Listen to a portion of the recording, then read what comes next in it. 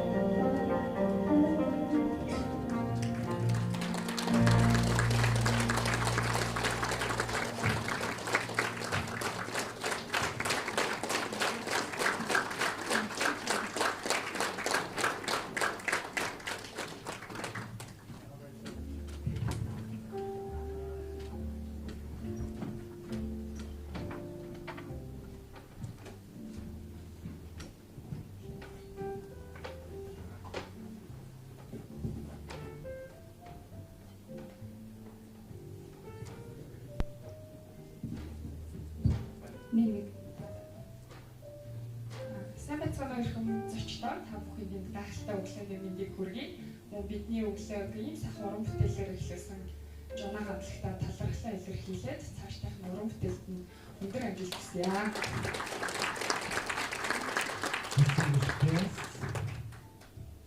Honorable teachers, ladies and gentlemen, good morning and warmly welcome to official opening of CBCT, Cognitively Based Compassion Training, a system of contemplative exercises to to strengthen and sustain compassion, probably the most important and valuable capacity of human being.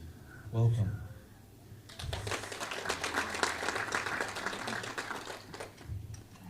Ингээд бидний өнөөдрийн CBCT буюу танин мэдхүй зөвлөсөн энэрэнгүй сэтгэлд сургах хөтөлбөр хөөхилж байна. Ингээд тайзан дээр нэгэн хүндтэй хүнийг өрх. Уучлаарай. За зочид та бүхнийг дэлгэцэнд анхаарлаа хандуулахыг хүсэж байна. Яг одоо бид энэ хөтөлбөрийг хэрэгжүүлэгч Дэлгэн хотод сангийн танилцуулгыг хүргэх гэж байна. Ladies and gentlemen, please pay your attention to the screen. It is our privilege to introduce a short video on Дэлгэн хотод Foundation. За энийг ингэ хайчих.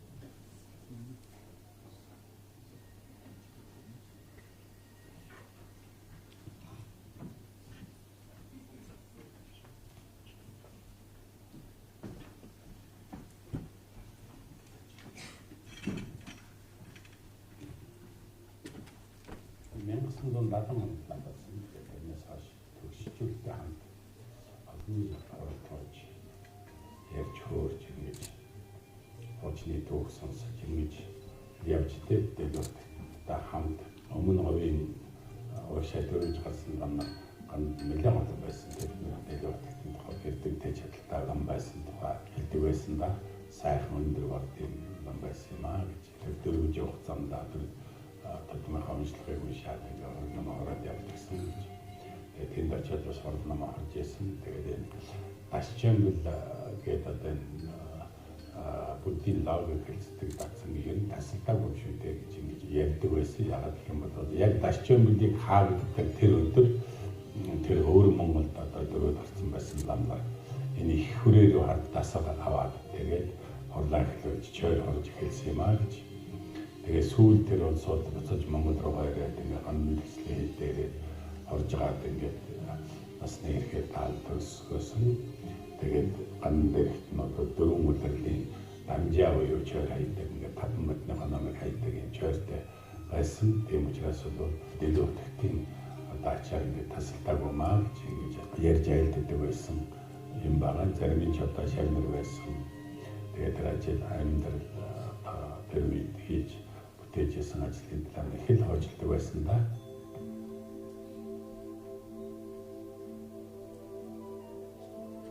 Дэлгэн хотод сан нийгэмдүүлчлэг төрийн бус байгууллага үзүүлж байна.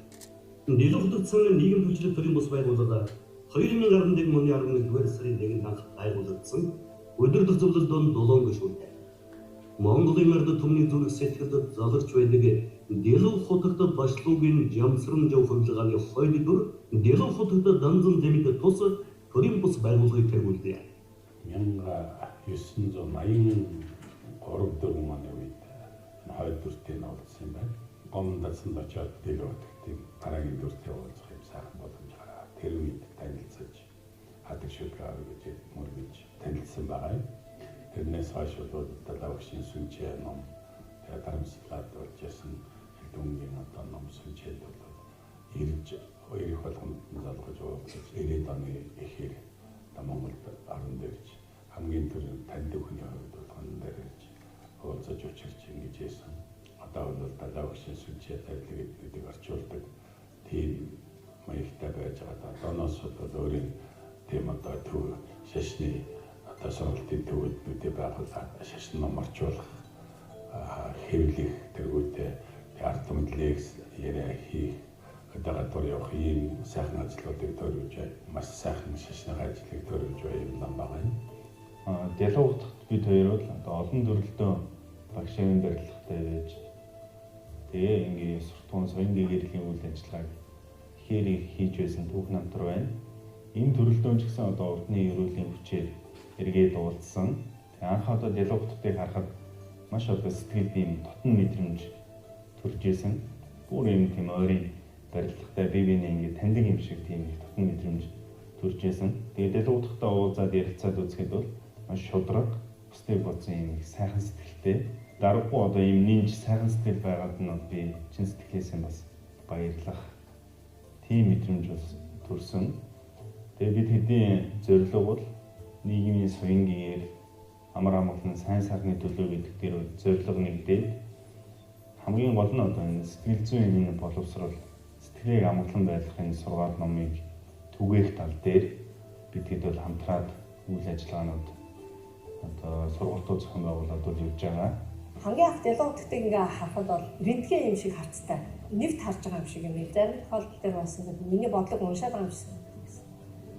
Тэгээ дараа нь ингээд ойр дотн сайхан ингээд танилцаад хамтарч ажиллаад нэлээд хэдэн жил болж байна. Тэгэхээр энэ хугацаанд юу алдсан гэхээр тэр рентген харцын ард бол маш их ухаан явдаг юм байна. Ухаан дээр хурц ухаан байдаг юм байна гэж анзаарчихсан. Юмыг томоор харж чаддаг. Бас тэр том юм доторх жижиг деталуудыг бас маш сайн хардаг. Тэр деталуудыг нарийн харж чаддгаар нь тэр деталь болгоны артал юу явагдаж байгаа ёстой гэдгийг тэр харж байгаа чадварыг заримдаа харж үнэхээр биширдэг.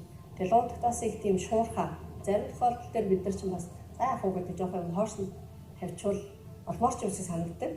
Гэтэл бүх одоо хүчин чадлаад ажиллаад нөөц болцоогоод ажиллаад нэг хийчих. Зарим тохиолдолд би бас ингээл нэг юм энийг хийчихээ гэж айгу томоор ярина л да. Тэгэхээр эргэлзэн маш их эрсдэл тооцдог. Тэгээд тийм болохоор цаг хугацааны нөөц болцооны хувьд арай амжихгүй байна. Хүүгүй болон амжин дээр тухайн ажлыг хийснээ дараа эргээ харахаар ярил болцсон байдаг. Тэгэл дотроо бас ингэж болдгийм байна гэж бас тэндээс сурдаг. Тийм сайхан чанарууд бас байна. Тус байгууллагын үүсэн байгуулагдсан цагаас эхлэн шинэ мянганы хүмүүн төрлөختний эмзэг сэдв болсон нийгэмдэх тоотомшгүй олон хяналтгүй мэдээллийн урсгалаас үүдэлтэй үүр бохимдол атаахурцум гаж донтол зэрэг сөрөг нөлөөлөлтөй хэрхэн зөв замаар тэмцэх замыг эрэл хэлж ирсэн бөгөөд эрэлийн үзүүр нь дорны агуу сэтгэж буддын сургаал номлолт хүрч энэхүү сэжим дотоод сэтгэлийн хэрхэн жолоодж амар амгалан төрөх замнал болохыг тодорхойлсон. Энэхүү сэжмийг дээр хингийн 14-р далай лам данцэн жамцтайгүйтэй буддын судлаач Америкийн нэгдсэн улсын Эморийн сургуулийн эрдэмтэн судлаачтай хамтран дорны сэтгэл судлалыг орчин үеийн шинжлэх ухааны судалгааны арга барилтай хослуулан судалж бодит тамирал дээр хэрэгжүүлж байгаа нэм цаашаалтай үйл хэрэг юм. Энэ үйл ажиллагааны хүрээнд 2012 онд дээр хингийн 14-р далай лам данцэн жамцын сэтгэл судлалын тайлбаруудыг монголчуудад их хэлээр хүргэх зорилгоор цахим орчинд далай ламд цаг эмийн хуудсныг амжилттай ажиллуулж байна. Монгол дээрхийн гэгэн 14-р далай лам фото зургийн виртуал цэвэрлэг 2022 онд Улаанбаатар хотнод зохион байгуулсан. Шинжлэх ухаанч далай ламаас асуухаар асуул наран мөрөгхаас наран жаргах хүртэл хэцүү үед чад жаргалыг болох зэрэг дотоод сэтгэлийн амар амгалан илэрч агуу хүмүүний тухай бүтээлүүдийг Монголын үзэгч томонд хүргэсэн байна. 2022 оны 4-р сар 2022 оны 11-р сар 2023 оны 4-р сард бүгд нарийн тэмдэг улсад Дарамцалах хот руу сэтгэлийн тусгал нэртэй таны мэдхэн тусгай илийг Нарва институттэй хамтран зохион байгуулж Бурхны шашны гүн ухаан сэтгэл судлалын эрдэмтэн судлаачдын сургалтанд хамрагдах мэдээлэл солилцох үйл ажиллагаануудад зохион байгуулсан.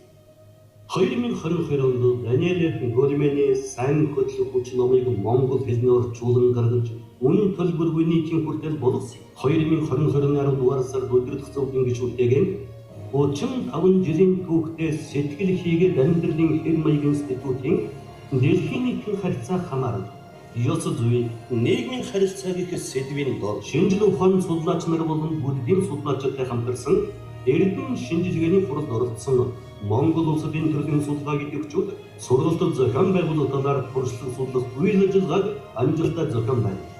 2022 оноос Монгол улс төрийг Эмори сургуулийн таны мэдхэн шинжлэх ухааны төвөөс гаргасан таны мэдхүйд суурилсан энерги сэтгэл хөгжүүлэх сургалтанд хамруулж энэхүү хөтөлбөрийг Монголд хэрэгжүүлэхээр бэлтгэл ажлуудыг хийгдэж эхлээд байна. 2023 оны 4-р сард дээр хингийн 14-р далай лам данцэн жамцын бүтээл шашнаас чандад дэлхийн нийтийн ёс суртахуун номыг орчуулан гаргаж мөн үн төлбөргүй нийтийн хүртэл болголоо.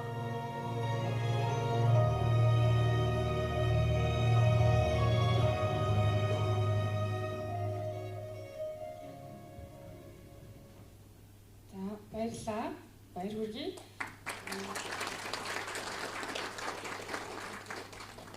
За ингээд эрхэм хүндтэй зочид та бүхнийхээ өмнө нэгэн хүндтэй хүнийг тайзнаа урих гэж байна. Дэлгүүр хутагт цангийн тэр хүн дэлгүүр хутагт данцан лиматаныг тайзнаа урин залж байна. Ladies and gentlemen, please welcome. It is our great honor and privilege to request the Дэлгүүр хутагт Foundation Director Telo Tulku Rinpoche is going to give his vision of implementing CBCT in Mongolia. Thank you. For practical reason, I would request all of you not change your simultaneous translation equipment because we use only one channel. Энэ орчуулга шууд явагдана. Тийм учраас та бүхэн орчуулга явагдахдаа сууг битгий хааж солиорой. Ганцхан сууг ашиглаж байгаа. Тэр суугаараа одоо англиар ярьсан хүний яриаг монголоор ярьсан хүний англиар одоо сонсох боломжтой. Баярлалаа. Thank you. Thank you. Good morning, ladies and gentlemen. Translation is working? Is translation working? Орчуулга маань ажиллаж байгаа болов? За, төхөөрөмжөө бүгдээрээ нэг л сууган дээр тааруулаад солилгоо. Тэргээ сонсон шүү. Let me know when the translation is working, please. За манай зохион байгуулагчид удахгүй арга хэмжээ авах.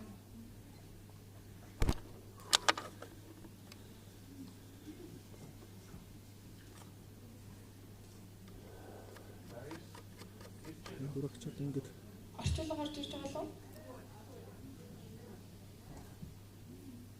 Can we know which channel? Эдгээр суугаар орчуулга явж байгааг хэлээд өгөөрэй. надад нэг ч хатлын юм байна. Which channel?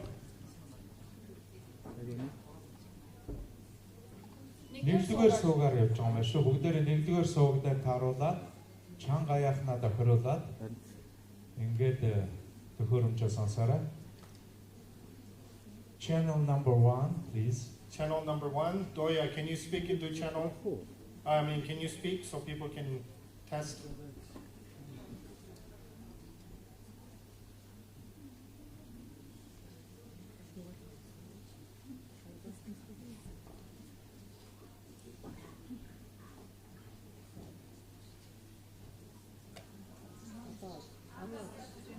It's working? Okay, can everybody hear me?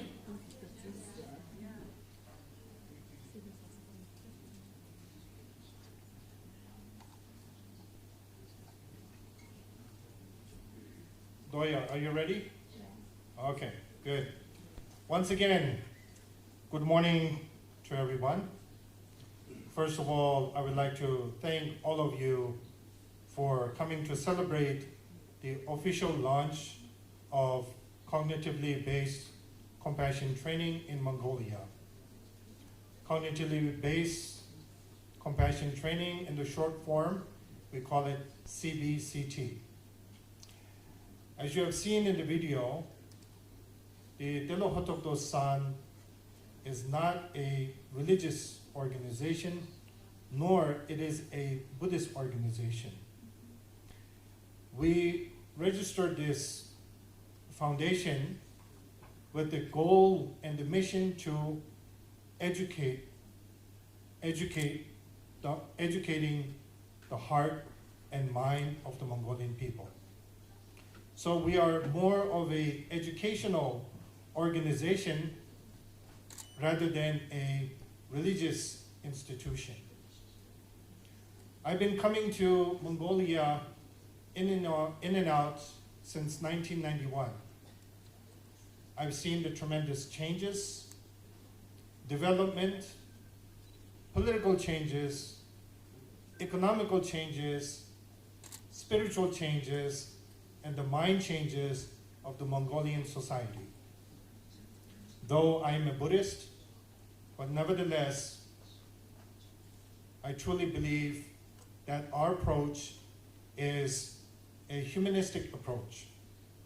I truly believe that Mongolia's society is in need of such a wonderful program. The reason is because Mongolia's mindset is changing at a very fast pace. We're trying different cultures, we are trying different cuisines, we're trying different clothing, different styles, and so on. But at the same time, we are all human. We are all part of the family of the 7 billion human beings on this planet.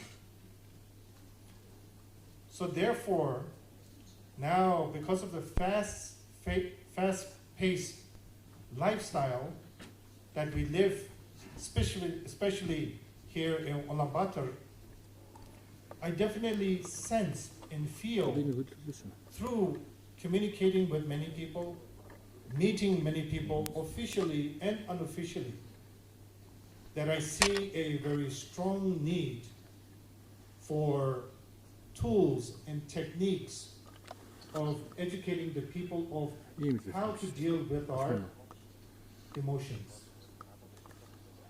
Not how to control our emotions, but more of how to manage our emotions. Everybody wants development. Development is good. It is needed in the 21st century. But at the same time, the development should not just be material and economic development. There also should be spiritual development. Now, when I use the word spirituality, it has nothing to do with religion. It has to do with the individual's spirit, the inner spirit. And this has nothing to do whether an individual is a believer or a non-believer. So our foundation is dedicating our service to educating the heart and minds of the Mongolian people in a non-religious approach. In an approach what His Holiness the Dalai Lama calls secular approach or secular ethics. We have two wonderful programs that we have been working very hard. One of the programs is called Social, Emotional, Ethical Learning. For short form, it is C-Learning. We introduced this program into a few schools about 3 years ago. We did a trial to see the effects and the results of this particular curriculum. We did a scientific survey study to see the effects. We compiled our report and presented to the Ministry of Education, and it was approved by the Ministry of Education, and it was said that this program must be introduced into every school across Mongolia.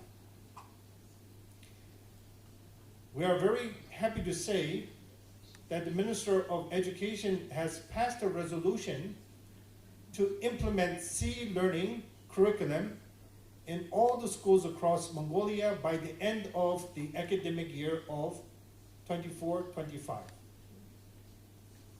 I'm sure many of you are parents or yet to be parents. And I'm sure that many of you will be very happy when this program will be in the schools, and you will be happy that your children or grandchildren will come across this wonderful program. Now, since that is on a successful path, we have developed a NGO separately from the Telohotokto-san, which is called C-Learning Mongolia. So that is on its own path. Now, we are bringing CBCT, cognitively based compassion training, to Mongolia. And this will be our initiative for the next few years. Gathered here today is various backgrounds, various professions. And I truly hope that all of you will take a keen interest in what CBCT is and not only learning about this CBCT program for yourselves, but for bringing this program into your corporates, institutions, schools, organizations, and your family as well. We are very delighted to be welcoming delegation from Emory University, who is responsible for doing the scientific survey, studies, research, and implementation of the modules and the curriculum, and putting this whole program together.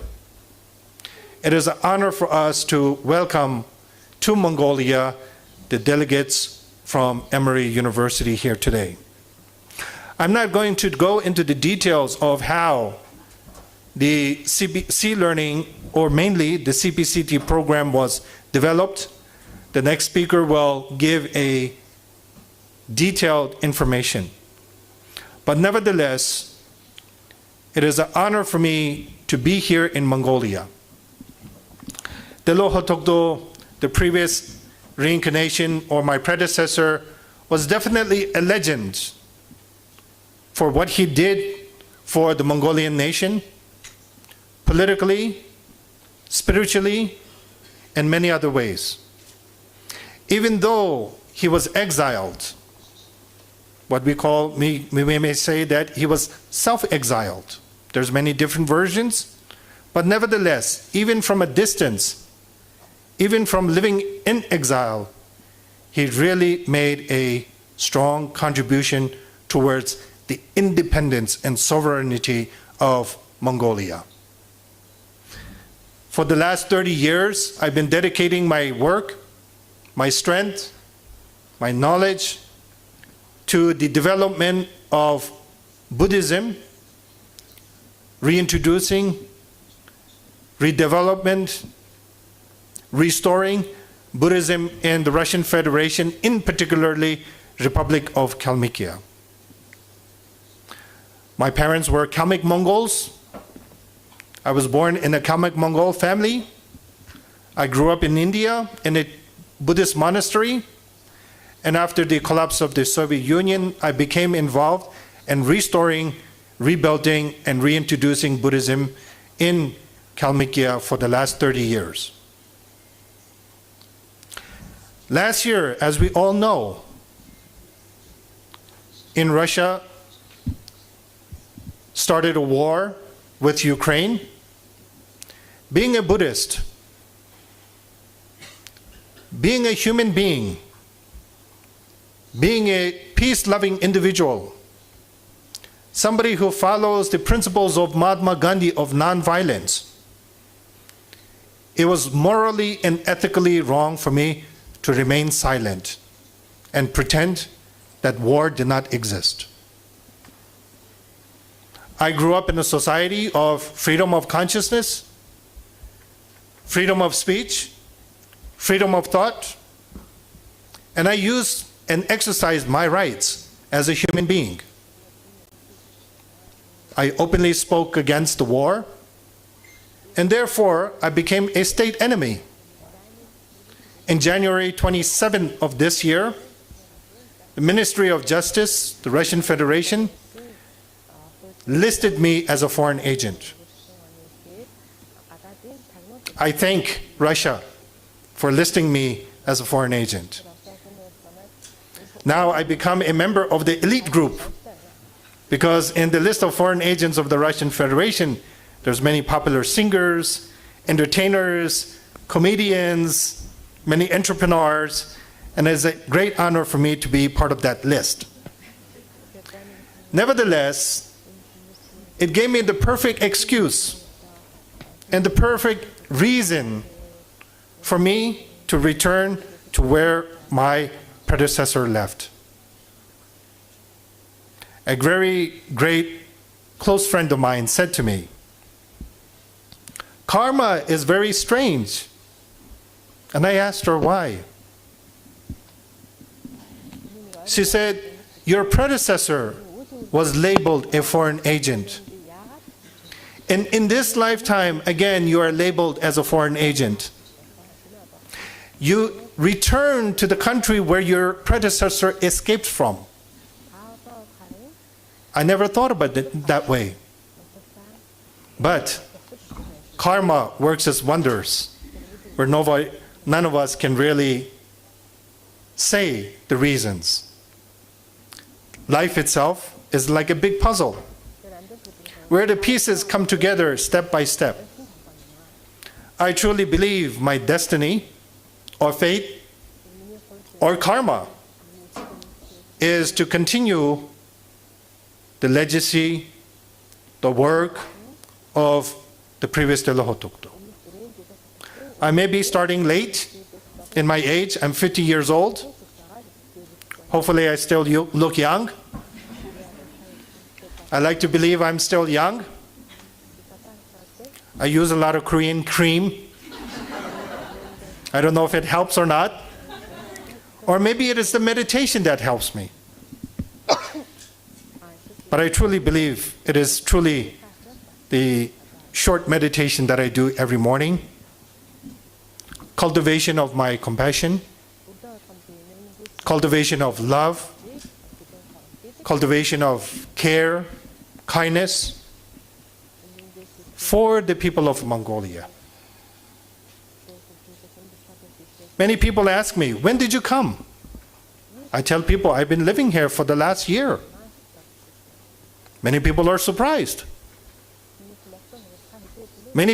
Some people ask me, why are you here? Because I tell them, Bi Mongol Hung Ho. Whether we are labeled as Kalmyks, Buryats, Tuins, Inner Mongolians, we must never forget that we are people of the same race.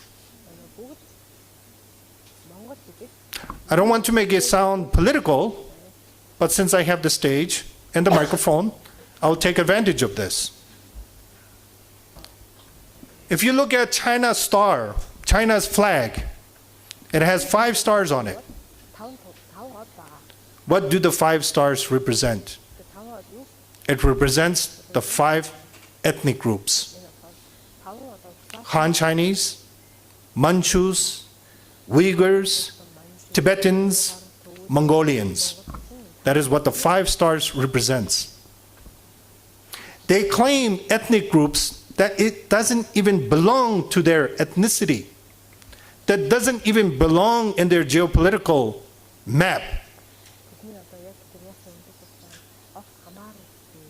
Many centuries ago, we were known as the Great Mongol Empire. Unfortunately, the Great Mongol Empire, the title that was given by the world, unfortunately, no longer exists. And I'll tell you why it doesn't exist. Because we broke apart.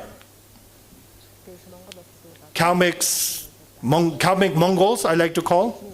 Kalmyk Mongols or Oirat Mongols, they ended up by the Volga River, by the Caspian Sea.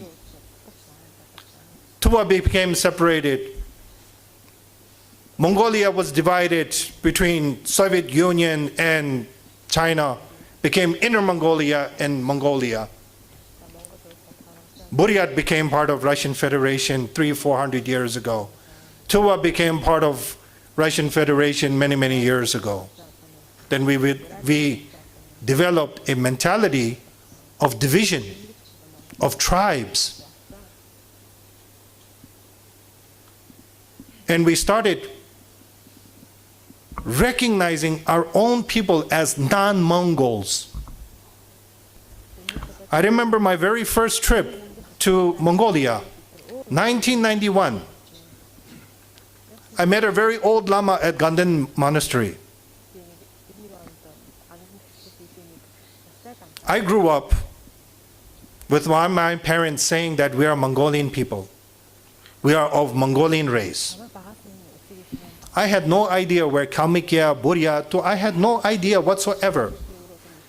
And the reason I came to Mongolia in 1991 was to look for my roots. I came here, I met some elder people, And I remember very clearly, and to this day, that traumatized me, shocked me, hurt me. And what that old lama told me, "Chi Mongol bishi." How can I not be a Mongol? How can I not be a Oirat? As a matter of fact, my father was a Dervid. He's a Dervid Mongol, Halmik Mongol, Oirat Mongol. So it is time for us to unite, to come together. Peace, harmony, unity is what makes our nation strong.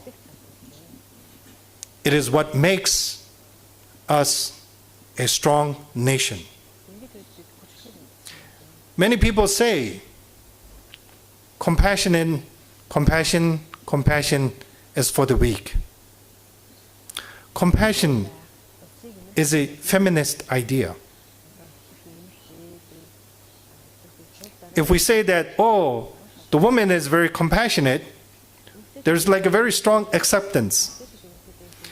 If a man says he's very compassionate, he is very compassionate, we see him as a feminist. Absolutely wrong.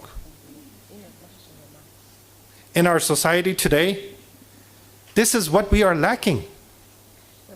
Love, respect, tolerance, kindness, care, compassion.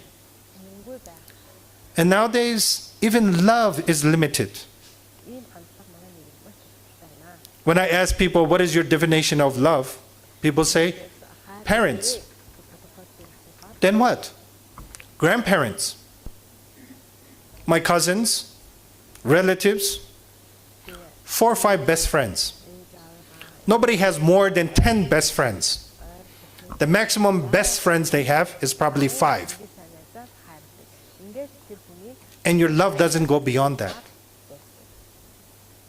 It's stuck in that bubble.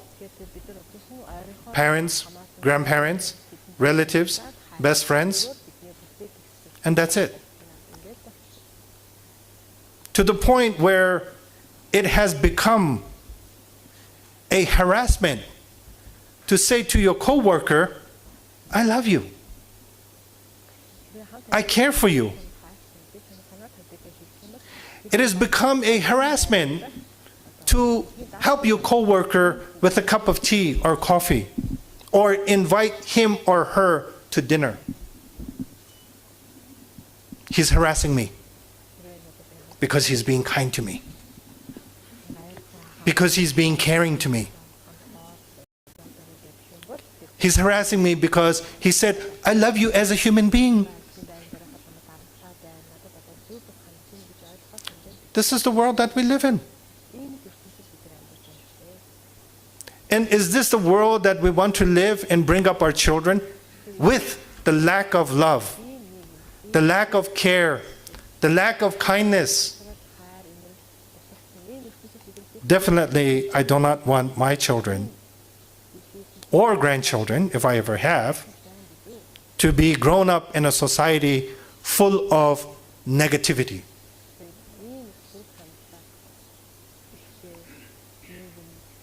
I don't want anyone to be a Buddhist, no. And I will never enforce my religious beliefs upon you. But I will enforce my belief of being a good human being upon you. Because scientifically proven, compassion is the basic human nature. It's scientifically proven. Not in the sutras, not in the Bible, not in the Quran or any other religious text. So therefore, I once again would like to welcome you all for the official launch of CBCT Mongolia. And I encourage you to learn a little bit more. And I encourage you to work with us.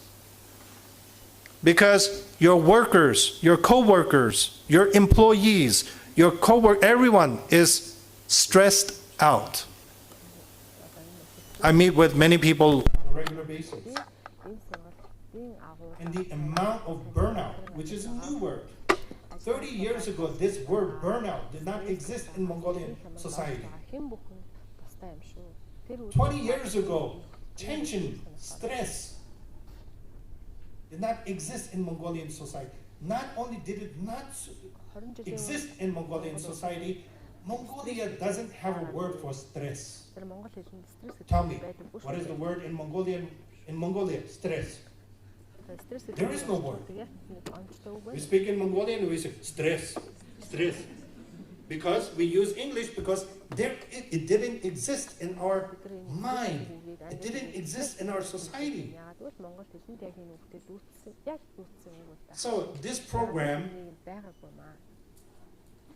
guides us, doesn't teach us, again, guides us of how to manage, not control, because that's a very dictatorship word, how to control and balance the outer world and the inner world.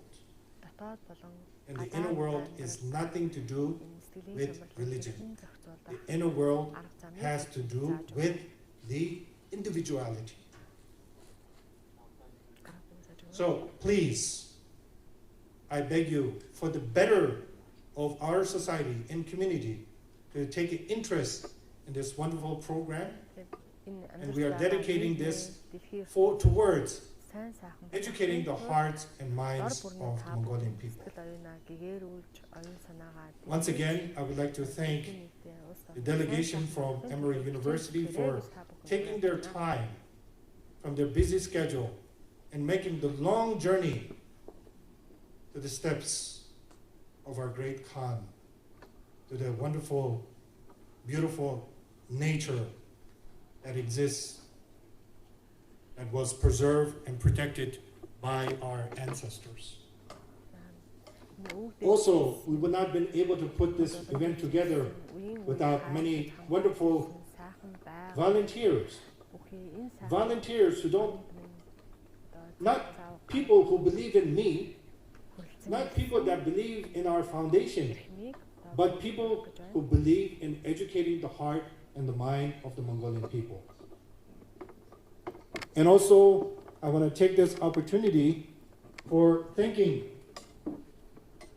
Tuition Company for hosting us here today for this event.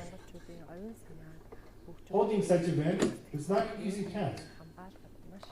Holding such events, because we live in a greedy society, requires money. We are not a rich foundation. The name is big,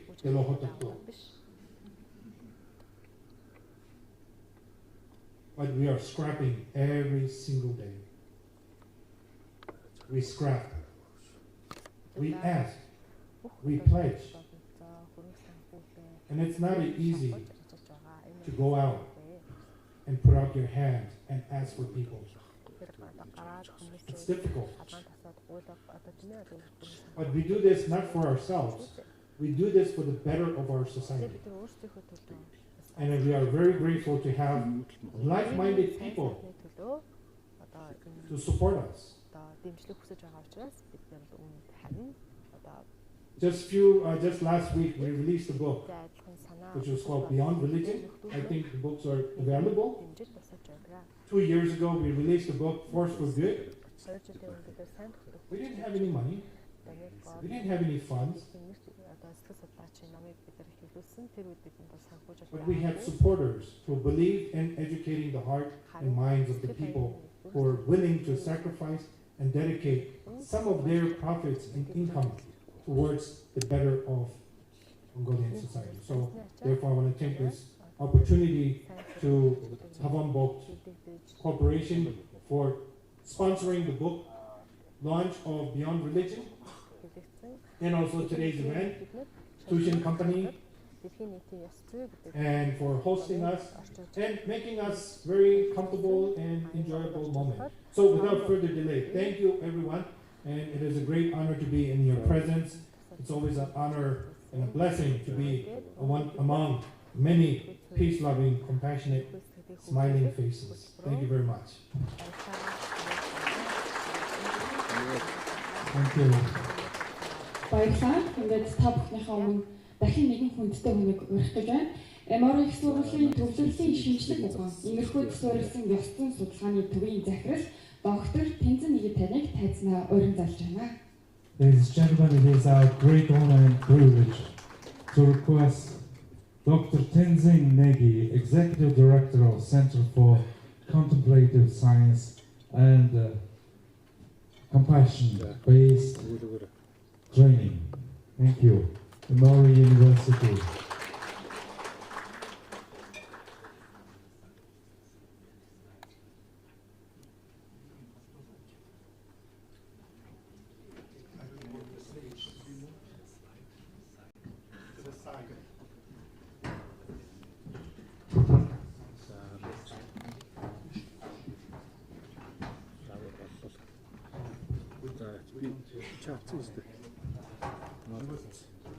Энэ статтай хай бол энэ үсчихсэн.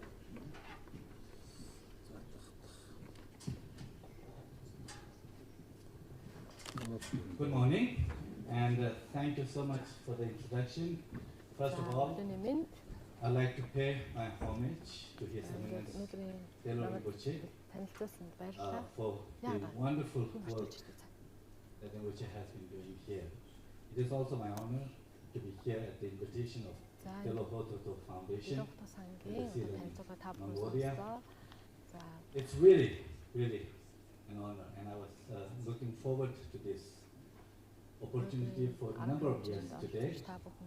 And I feel that, being in this great land of the, as Rinpoche said, the Mongol, once known as Mongol Empire, that really has left a huge legacy to the world. And today, the work of Rinpoche and many of you who are bringing this new way of being in the society. I think this is really, really remarkable, and I'm very honored to be part of it. Let me just share, should I say that? Yeah, that's one, please. So, about the compassion, I feel like after Rinpoche's wonderful presentation, there's not much to say, but let me just say a few words about our center, which is the Compassion, we refer to as Compassion Center at Emory University. Our vision is for a compassionate world, and a compassionate and ethical world for all. We try to promote this through programs. Like the CBCT, the Cognitive Based Compassion Training, which I will be speaking a little bit more about it. Still learning, social, emotional, and ethical learning, that many of you are already familiar with. Emory Tibet Science Initiative is one of the programs that Emory has developed for the Tibetan monks and nuns. And of course, we bring in higher education these elements, compassion, and other aspects of the inner science. And of course, our work is to research it, to see if these really help. Next one, please. Let me begin by this statement by His Holiness. Love and compassion are necessities, not luxuries, without which humanity cannot survive. To really appreciate what's happening now in the education, in the world, we really need to pause for a moment to reflect on the work of His Holiness the Dalai Lama for the last 40 years or longer. For all these years, His Holiness has traveled extensively as engaged scientists, educationists, healthcare professionals, and all the people from all walks of life.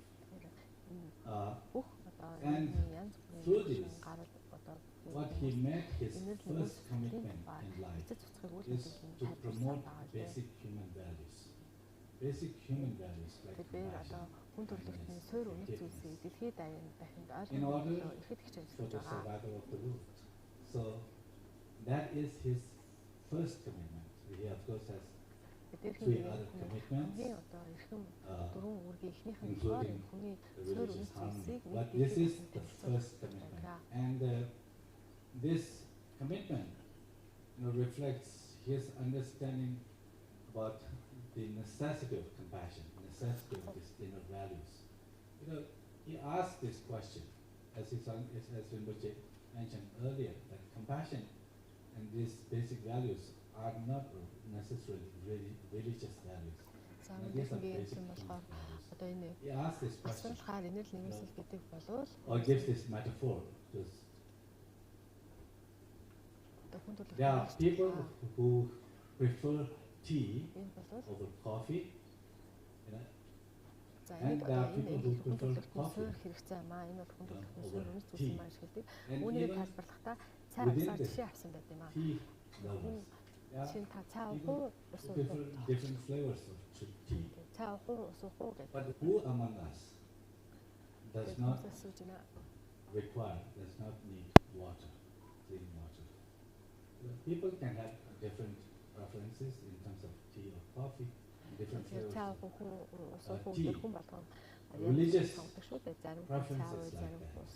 We can resonate with Christianity, Buddhism, Hinduism,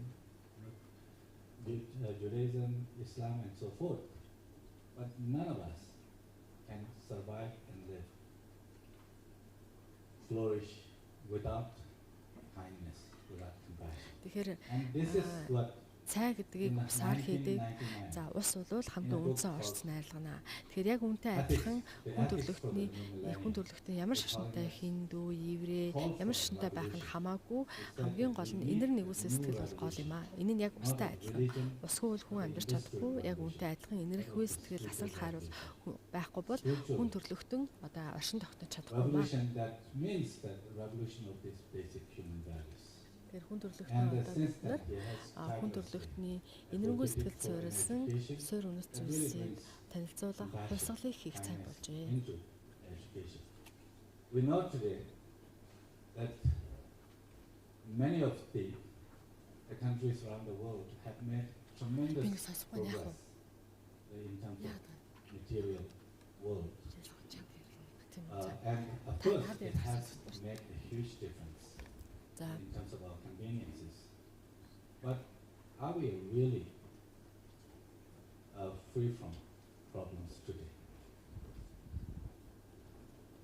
You can see the rising mental health problems around the world. Хүн төрлөختөн бид нар ер нь зовлон шаналлаас ангид байгаа үе гэж байна уу? The young generation struggling with depression. Залуу үе тэр дундаа залуучууд бол сэтгэлийн хямрал, маш их хүртэж байна. Сэтгэл оюуны зовлон бэрхшээл бол байсаар байна. Улс орнуудын хооронд дайн зөрчил мөргөлдөөн байсаар байна.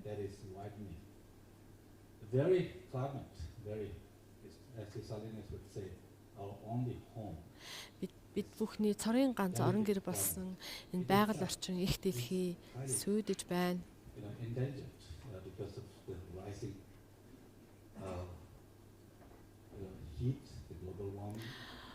Дэлхийн цаг агаар дулаарч байгаа учраас бидний байгалийн одоо зүй тогтвол экосистем өөрчлөгдөж байна.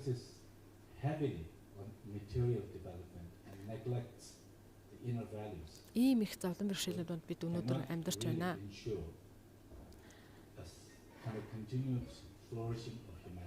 Хэрвээ бид нар яг энэ хүү материалын хөгжлийг эрхэмлсэн энэ замаараа дагнаад яг үүгээрээ л яваад байх юм бол бидний хүн төрөлхтний ирээдүй гэрэлтэй харагдахгүй. Харин үүний оронд бид нар дотоод оюун санаа зүрх сэтгэлийг хөгжүүлэх боловсролыг эрхэмлвэл хүн төрөлхтний ирээдүйдний чухлаа гэж одоо дээрхэн гигантэн айлддаг. But right now, in the adult population, whether it's in healthcare or in the business, in any kind of human sector, одоо эрүүл мэнд боловсрол гэдэг бүхий салбарт certain impact on human condition because of a certain, I would say lack totally, but I wouldn't say that, but a certain negligence on compassion and kindness. And this is something that the modern world is recognizing. So many scientists who have been studying. Тэгэхээр энэрл нэгүсэл энэрэнгүй хандлага гэдэг бол нийгмийн бүхий салбарт нэмээ эрүүл мэнд одоо боловсрол гэдэг бүх салбарт маш чухал үүрэгтэй гэдгийг ойлгосон учраас дэлхийн олон орнд эрдэмтэн судлаачид үүнийг хэрхэн хөгжүүлэх, хүн хэрхэн төлөвшүүлэх талаар маш их судалгаа хийж байгаа.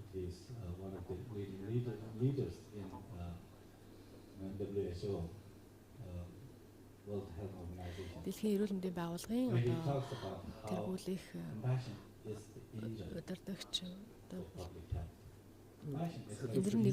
энэрэнгүй нэгүсэнгүй сэтгэл гэдэг бол нийгмийн эрүүл мэндийг тэтгэх маш чухал их сурвалж мөн гэж хэлсэн байдаг. And this is becoming very, very clear today. So let's take a few slides in which I would just like to share a little bit about the CBCT. За ингээд энэ сургуулийн хөтөлбөрийнхөө агуулгыг товчхон танилцуулъя та бүхэн. Began with a request from a student at Emory University back in 2003. 2003 онд Эмори их сургуулийн нэгэн оюутан надад хүсэл тавьсан юм аа. Some of the meditation models like compassion, mindfulness, attention and so forth. One of the students who was leading би тэр сургуульд одоо бясалгалын хичээл заадаг байлаа. Destigmatizing mental health. It's still back then worse, where even to talk about the struggles with mental health issues like depression and like that. It was одоо сэтгэлийн хямрал, сэтгэл гутрал, стресс зэрэг. She was very concerned because there were a lot of students struggling with these mental health issues. Энэ асуудлаар одоо ямар нэгэн сургалт зохион байгуулаач хийгээч гэдэг нэг оюутан хэлсэн юм л да. Одоо түүний хэлснээр бол оюутнууд маш их сэтгэлийн хямралд өртдөг, сэтгэлээр ундаг. Тэгэхээр үүнийг нь багасгах сургалтын арга, сургалтын хөтөлбөр хэрэгтэй байна багшаа гэж хэлж байлаа.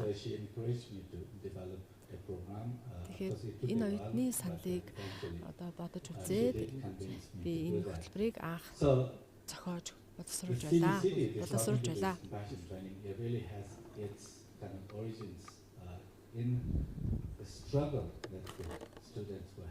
Тэгэхээр манай энэ тань мэдхүйс суурилсан энэрхүү сэтгэлийг хөгжүүлэх гэдэг бол оюутан залуучуудын яг тэр амсаж мэдэрч байгаа сэтгэлийн хямрал, сэтгэлийн зовлон одоо арилгах үүднээс тийм санаагаар, тийм санаачлагаар хийсэн хөтөлбөр юм аа.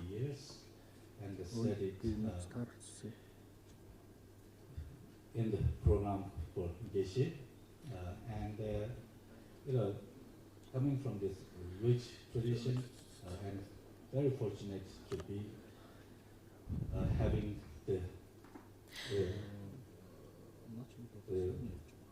sort of the guidance of His Holiness the Dalai Lama over the years.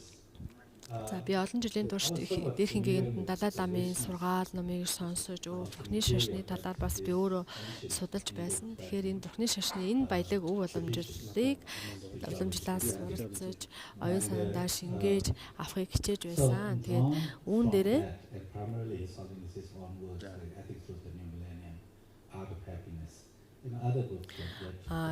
бидний одоо бидний сургалтын агуулгыг одоо Бурхны шашны сургалтаас авсан. За дээрхийн гинт Далай ламын бичсэн ажиргалтай амьдрах урлаг гэж ном байдгийг та бүхэн мэднэ. Дэлхийд нэрд гарсан одоо энэ ном байдаг. За энэ номыг хүмүүс маш их уншиж судалсан. framework, but rather it must draw from the emerging scientific studies, scientific insights. He talks about how it needs to be based on three basic kind of components: personal experience, common sense, and scientific evidence. So therefore, my own research when I was doing my PhD шинжлэх ухааны судалгаа энэ гурыг нийлүүлж одоо оюун санааныг хөгжүүлэх, сэтгэл оюуныг төлөвшүүлэх хөтөлбөр гарсан. And how they might, in some ways, be brought together to address some of the issues that we are facing today. And of course, ийм аргачлаар бид нар өнөөдрийн хүн төрөлхтний бидний одоо нийгмийн амьдралд тулгамдаад байгаа стресс төлөвийн хямралыг бууруулах хөтөлбөрийг боловсруулахыг гэж зорилоо. Based on the values that are deemed important, of course, all religions, but also those who don't have any. За бурхны шашинтай болон альва нэгэн шашны шүтдэг болон эс шүтдэг хэн бүхэнд хамаатай хүн төрөлхтний суурь үнэт зүйл дээр тулгуурлаж бидний хөтөлбөрийг боловсруулсан. За тэгээ энэ сургалтын агуулга бол бурхны шашны ложон буюу оюун судалгын аргачлал дээр үндсэндээ үндэслэсэн. За тэгээд бид нэр сэтгэл судлал мэдрэг судлалын ажлын сургалтын агуулгыг бослуулсан. There's a lot of research that showed that how emotional resiliency is so important. But also, as we mentioned earlier, a lot of research now on how compassion is so critical for our well-being. So how do we promote resiliency as a way to bring about well-being? And there are basic modules in this element of nurturance. Бусдаас хайр халамж мэдэрч байсан тэр үеэ эргэн санах нэг аргачлал байдаг. Points out that our training, our approach to cultivating these human values need to be, one of them need to be based on personal experience. Энэр нэг сэтгэлийг хөгжүүлэхийн тулд эхлээд тухайн хувь хүний амьдралын туршлага дээр тулгуурлах хэрэгтэй байдаг юм аа. Тэгэхээр энэрл нэгүслийг бид нар өөртөө төлөвшүүлэхийн тулд эхлээд би амьдралдаа бусдаас ямар хайр халамж авч байлаа гэдгээ санах хэрэгтэй байдаг юм байна. Тэгэхээр энэ нь болохоор бидний тэр одоо энэ үедээ бид нэр энэрл нэгүсэл гэдэг чинь ямар билээ гэдгийг ойлгохын тулд эхлээд бидний өөрсдөө амьдралаараа анзаарч мэдэрсэн байх хэрэгтэй шүү дээ. Тийм учраас бид нар энэ аргачлалыг сургалтанд оруулсан.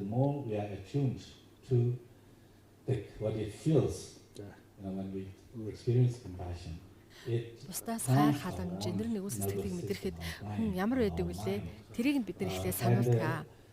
Seeing the value of kindness and compassion also gives us the motivation to promote it in our own lives. Ингэж мэдэрч чадсан цагт бид нар энэ үнэт зүйлсийг бусдад нийгэмдээ одоо түгээх сэдэлтэй хүсэл зорилготой болгоо. The seven more modules we have beginning with the attention. So I will not go in detail. За ингээ манай 7 одоо хичээлийн модуль байдаг. За хамгийн ихнийх нь анхаарал хөгжүүлэх гэж байгаа. Тэгээ энэ болгоны бүгдийг дуртахгүй. Understanding the psychological principles, philosophical principles, but also the сургалтын суурь нь болохоор сэтгэл судлалын болон хүн ухааны бас уг үндэслэлтэй эдгээр дээр суурьлаж манай хөтөлбөрийн модулууд боловсрсон. Next one, please. As I mentioned that our program, its impetus was at Emory University, and Эмори сургуулиас энэ сургалтыг боловсруулсан.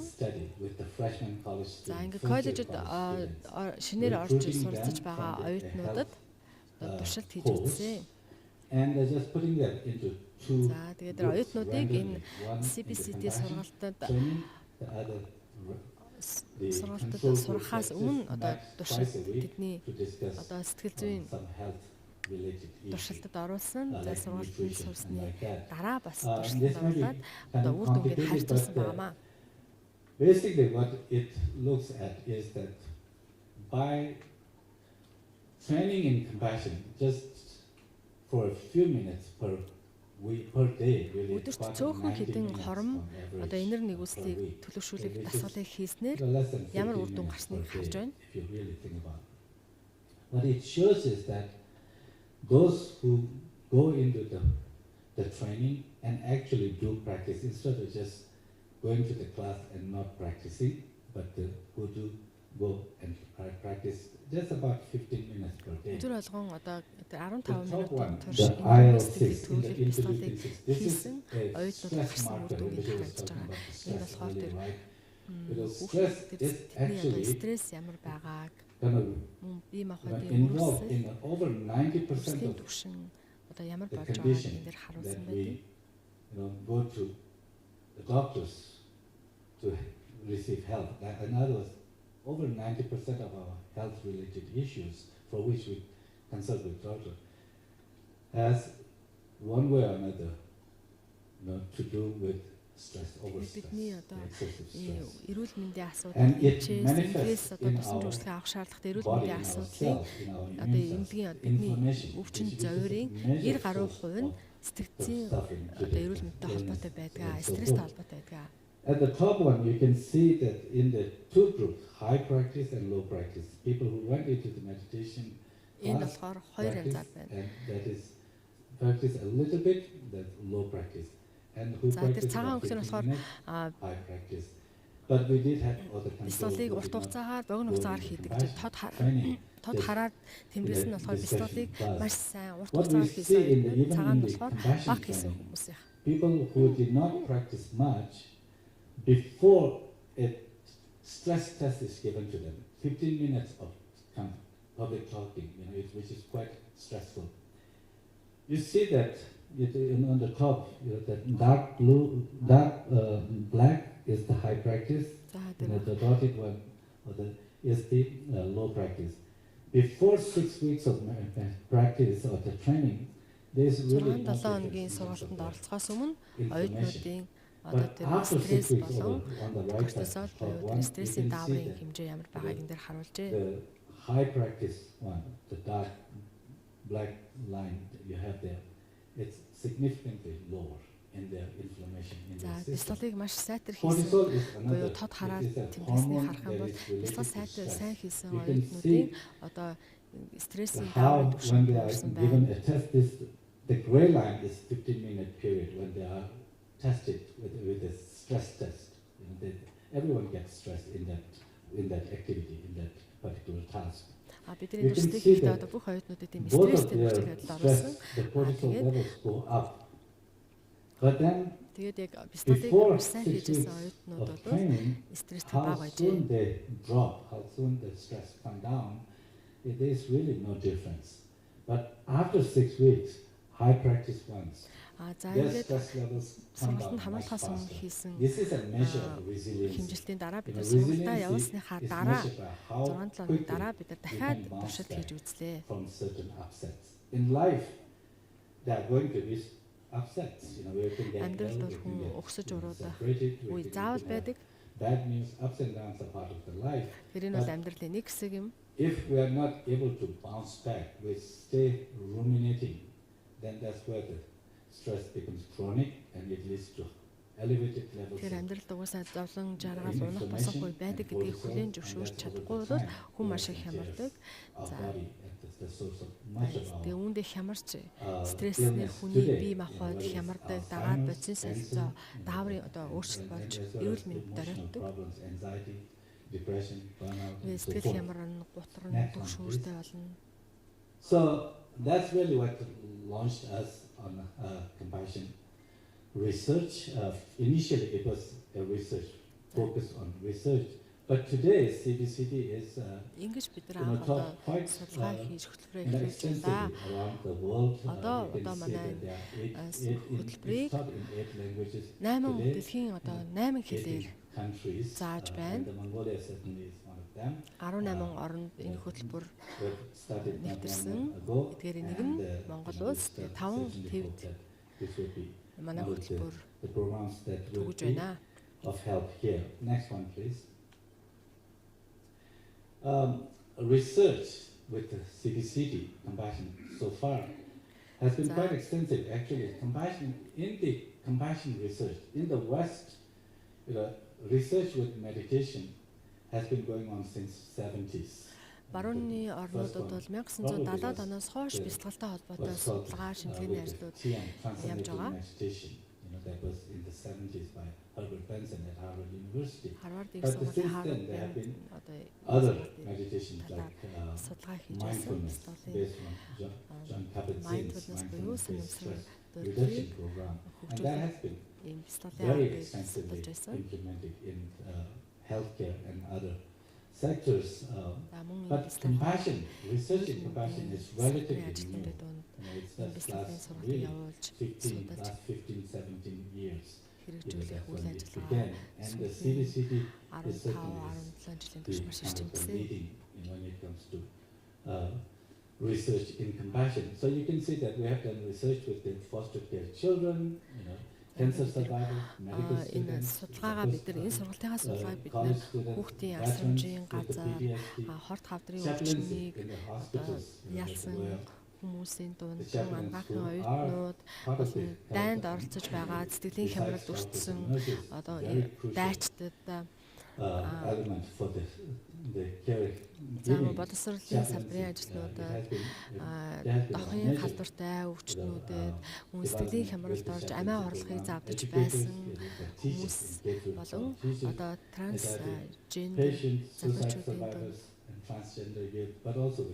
олон хүмүүс дээр бидний сургалтаа явуулж судалгаа хийсэн. And then these studies they do show замун CBCT сургалтыг явуулсны үр дүн судалж үзэхэд одоо ямар үр дүн гарсныг танилцуулъя. Энэ сургалтыг үр дүн хэмжих олон янзын сургалтыг бид хийж үзсэн. Стрессийн одоо хүний бие стресс багсан, өрөвслийн одоо үзүүлэлтүүд илтгэцүүд багсан байна.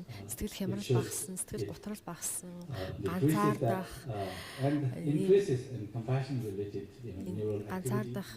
байдал багсан байна. Одоо сэтгцийн оёг буюу сэтгцийн гэмтлийн шинж буурсан байна.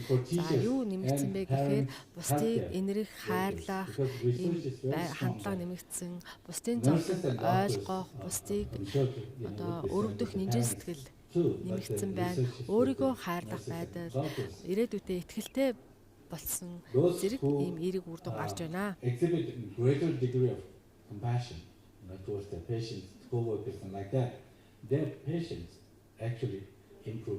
Одоо бус төвчээр хүлээс төвчээртэй зан нэмэгдсэн байдаг. Мөн ажлаас одоо хашрах, хямрах тэр байдал багсан байдаг. And then there are a number of other measures that are good for health. You find that compassion research, whether our research or many other research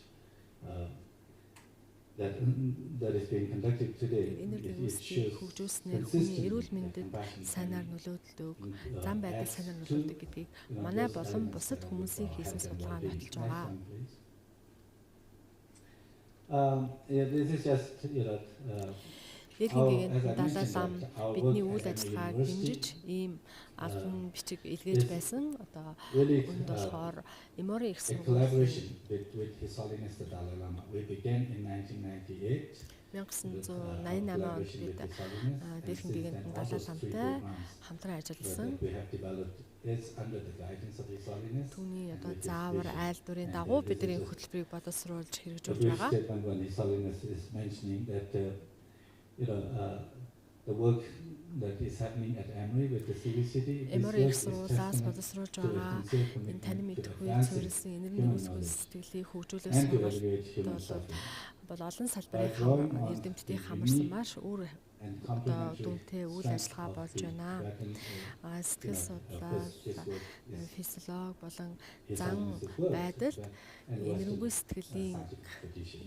сэтгэлийг хөгжүүлснээр хүний одоо сэтгэл болон бие махбодод ямар эерэг нөлөө үзүүлдгийг судалж байгаа нь сайшаалтай юм а гэж тэгсэн байна.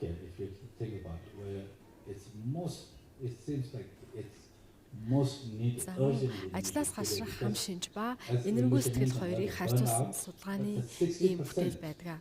Of the healthcare providers, nurses, doctors, they report experiencing burnout. Эрүүл мэндийн салбарын ажилтнуудын 60% нь одоо ажлаасаа хаширдаг, одоо халгадаг болсон гэж бидний байна. Severe because энэ бол маш ноцтой асуудал юм аа. Experiences burnout, they make a lot of medical errors that in turn affect their emotional state. Ажлаас хаширсан одоо энэ жимхэнэ ажилтнууд бол одоо ажилдаа алдаа гарах магадлал өндөр байдаг. Мөн сэтгэл нь хямардаг.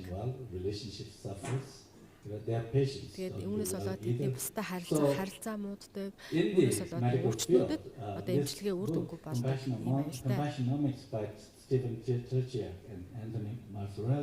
Антони Мацарелли, Стефен Крисиак гэдэг энэ хоёр эрдэмтний энэ бүтээлд болохоор he did a very thorough, perhaps the most thorough kind of review of the published articles. Тэр одоо олон сэтгүүл, шинжлэх ухааны сэтгүүл болон одоо хэвлэлд маш олон өгүүлэл бичиж энэ талаар хэвлүүлсэн байна. Rigorous, systematic review published in burnout research. Ажлаас хасрах хам шинжийн талаарх судалгааны бүтээлдээ тэрээр энэрийн нэгүсэх сэтгэл ба ажлаас хасрах хам шинж нь хоорондоо уруу хамааралтай гэдгийг тогтоожээ гэж байна. Өөрөөр хэлбэл энэргүй сэтгэлтэй байх тусмаа тэр хүн ажлаасаа хасрах нь бага байх нэ.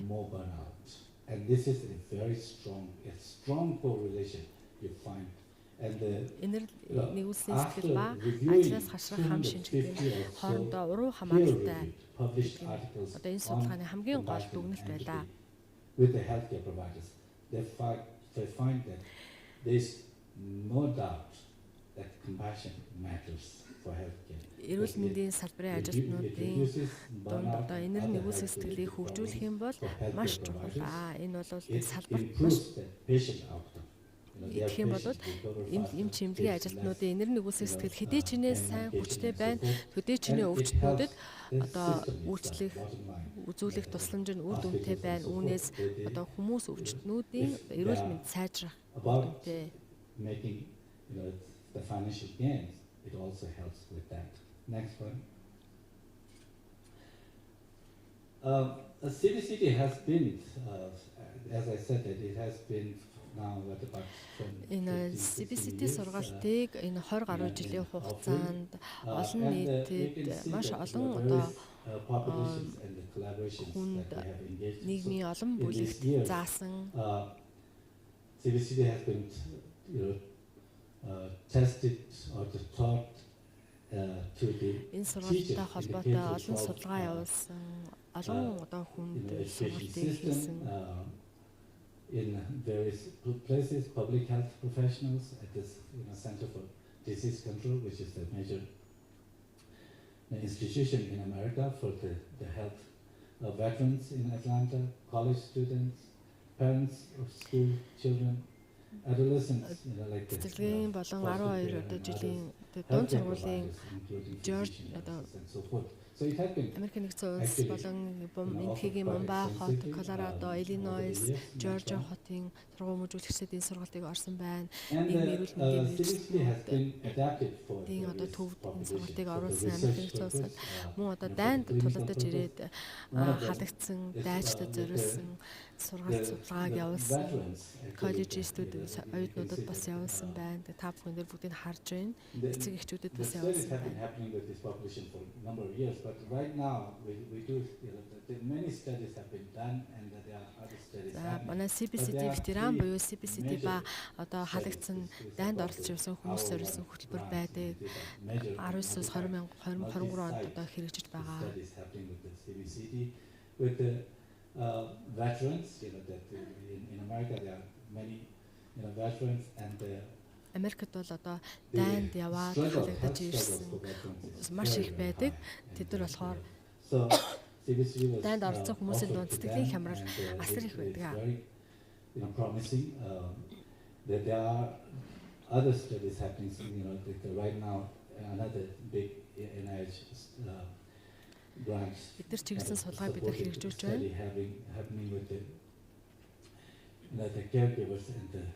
Мөн бусдыг одоо асрах, халамжлах ажлыг хийдэг хүмүүс чиглэсэн спорт гэдэг бас хөтөлбөрийг бид яг одоогоор хэрэгжүүлж байгаа.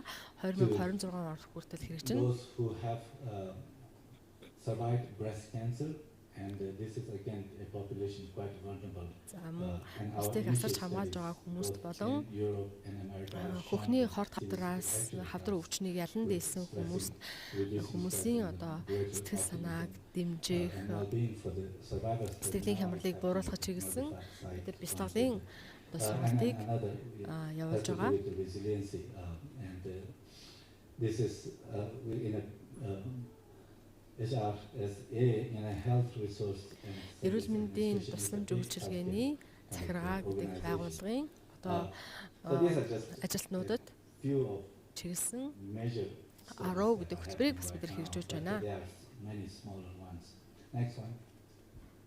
And as I mentioned that CBCT is also adapted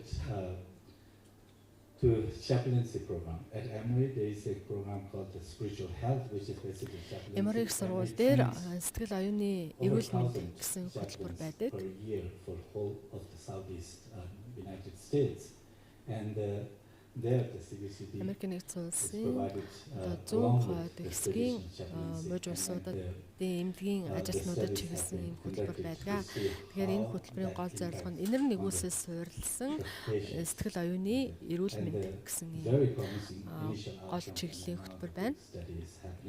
Эмнэлгийн ажилтнуудад сургадаг одоо зөвлөгөө, сэтгэл зүйн зөвлөгөө, өвчтөн болон эмнэлгийн ажилтнуудад аль аль нь нөгөөх зэрэг арга хэмжээ хэрэгжүүлж байгаа. But it is adapted in a way that you have to change a little bit of. За энэ дээр болохоор бид нар танд дайнд оролцож сэтгэл санааны хохирол амсан хүмүүст одоо ямар үр дүн гарсныг харуулж байна. To make it, suitable for the local culture and Тэгэхээр энэ хөтөлбөрийг тухайн улс өөрийнхөө хөрсөнд буулгах, соёл уламжилтаа нийцүүлж авах нь зүйтэй гэж бид үздэг.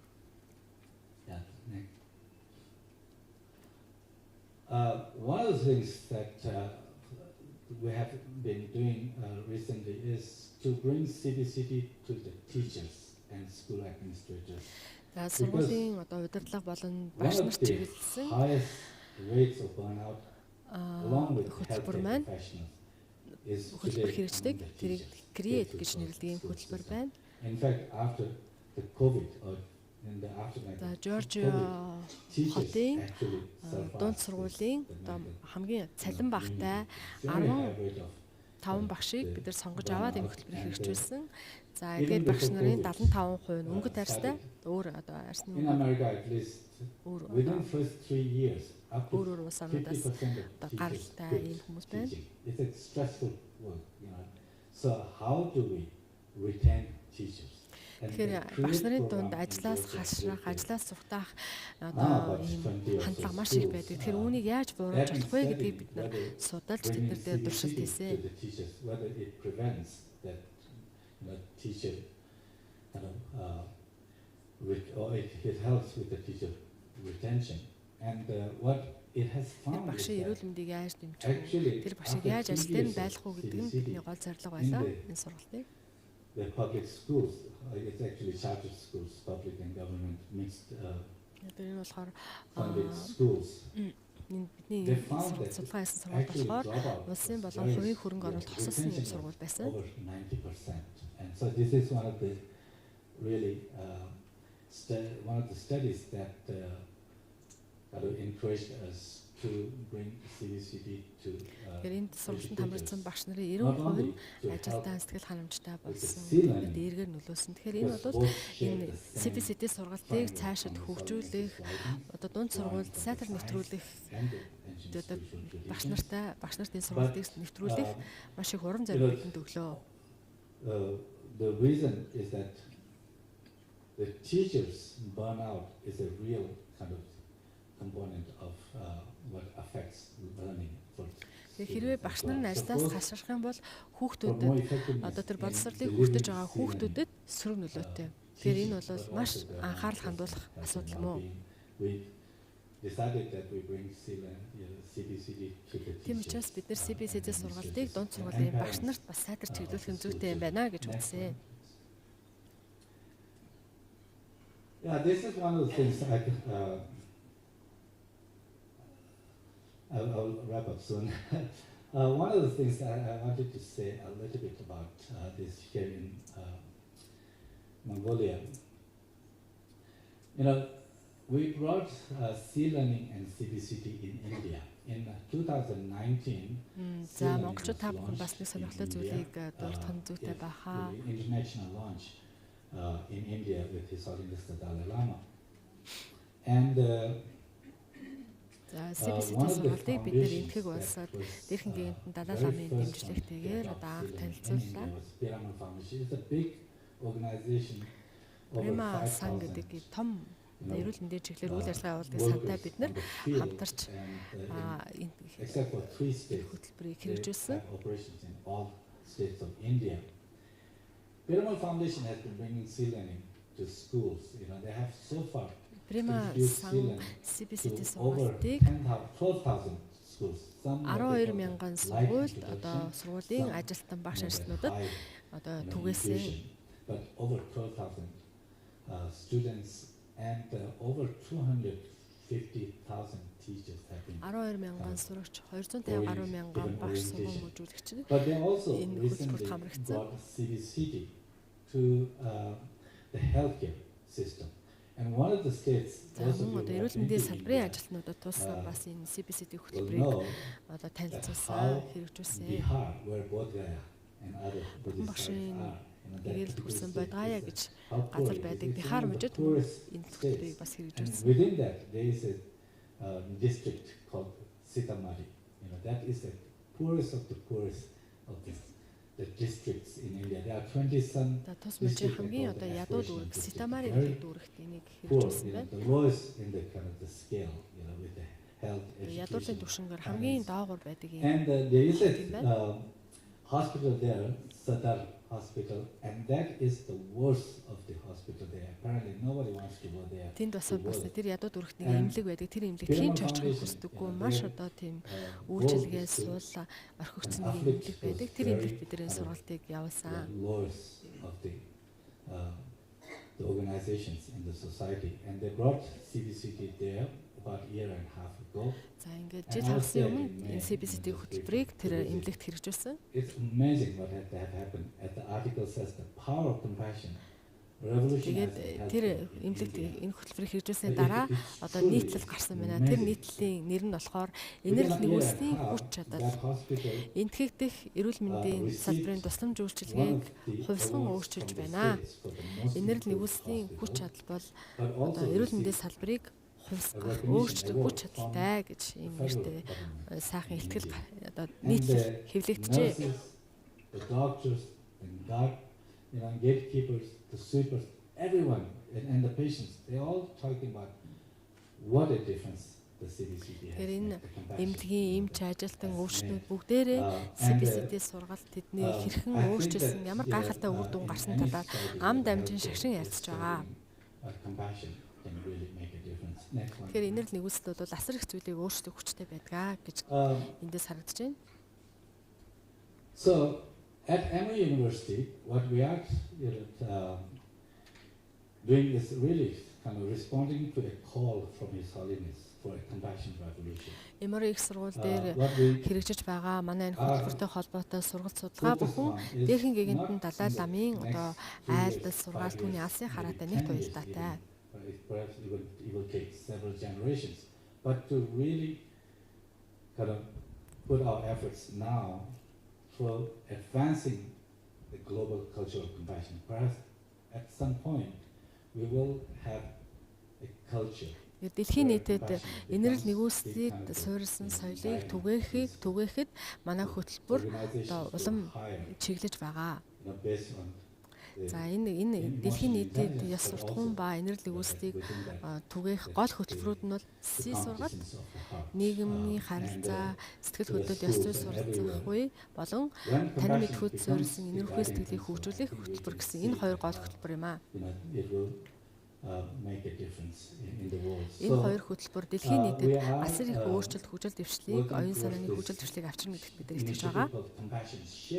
It basically is an umbrella initiative to bring in school, not just K through 12, any classroom teaching, whether it's in K through 12 or the энэ сургалтын хөтөлбөрийг бид нар medical сургууль, school, law school, engineering, бүх сургууль, анагаахын болон хуулийн сургууль,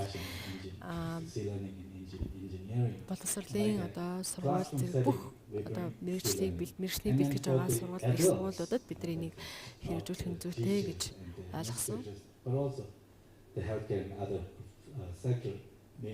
Сургаалт, эрүүл мэндийн салбарыг бүгдэд хэрэгжүүлэх учиртай. To advance this vision of cultural compassion. So ингэж байж бид нар бусдыг энэргүй сэтгэл суурилсан соёлыг сайн түгэж чаднаа. The teaching, education for the business, in the business world, that's again one of the leadership. Боловсрол, бизнесийн салбарын эрүүл мэндийн салбаар, сэтгцэн эрүүл мэндийн чиглэлийн байгууллагын бүх байгууллагын ажилтнуудад энэ хөтөлбөрийг сургаж болно. Ерөн цаашдаа сургана. For that, that we would need to really ramp up the number of teachers, both CBCT and C-learning facilitators, and that's what we are doing today. Next one.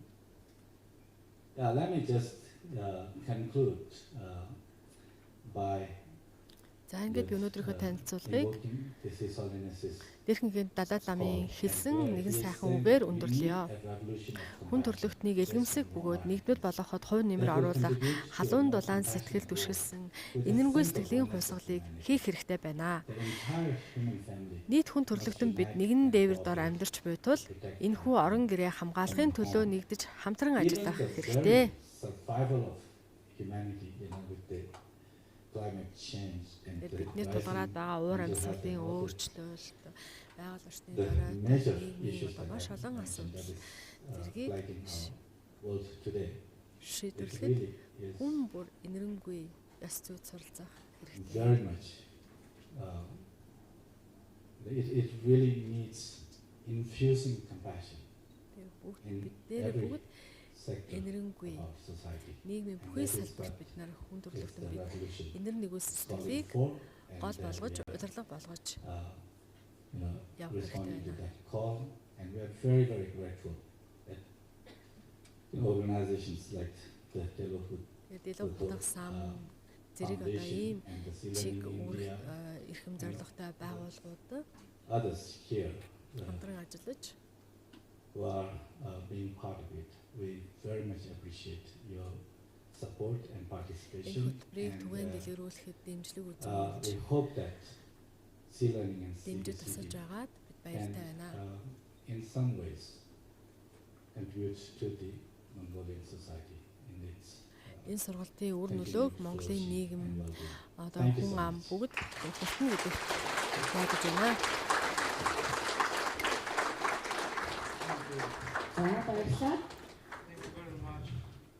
Thank you very much, Dr. Emori. It's amazing how small is our world, although we live in different corners of the world, but the problems are so similar, and it just proves that the compassion has a universal character, and the CBCT applies to all the world, not only regions. Thank you once again. Одоо эрхэм зочид та бүхнийг дэлгэцэн анхаарлаа хандуулахыг хүсэж байна.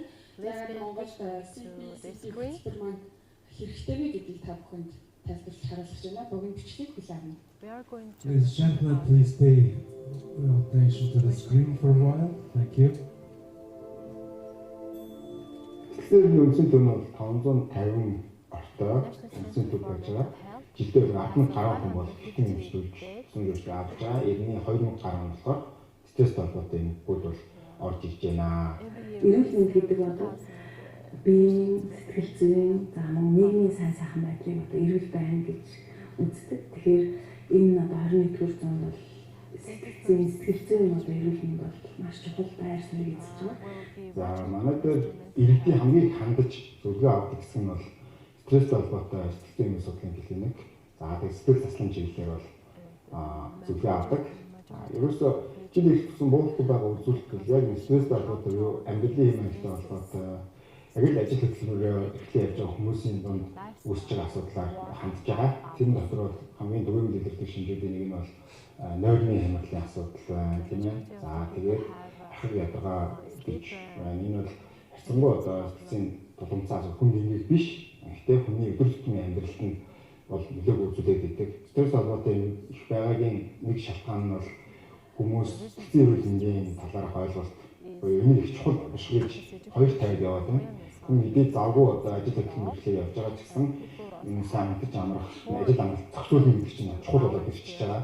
Тийм учраас хүн өрчин сэргийлж болох энэ асуудал дээр заавал энэ хэвтэн хэмжлүүлэхгүйгээр тэр асуудал шийдэх чадвар суралцах заашгүй шаардлага тулгарч байгаа.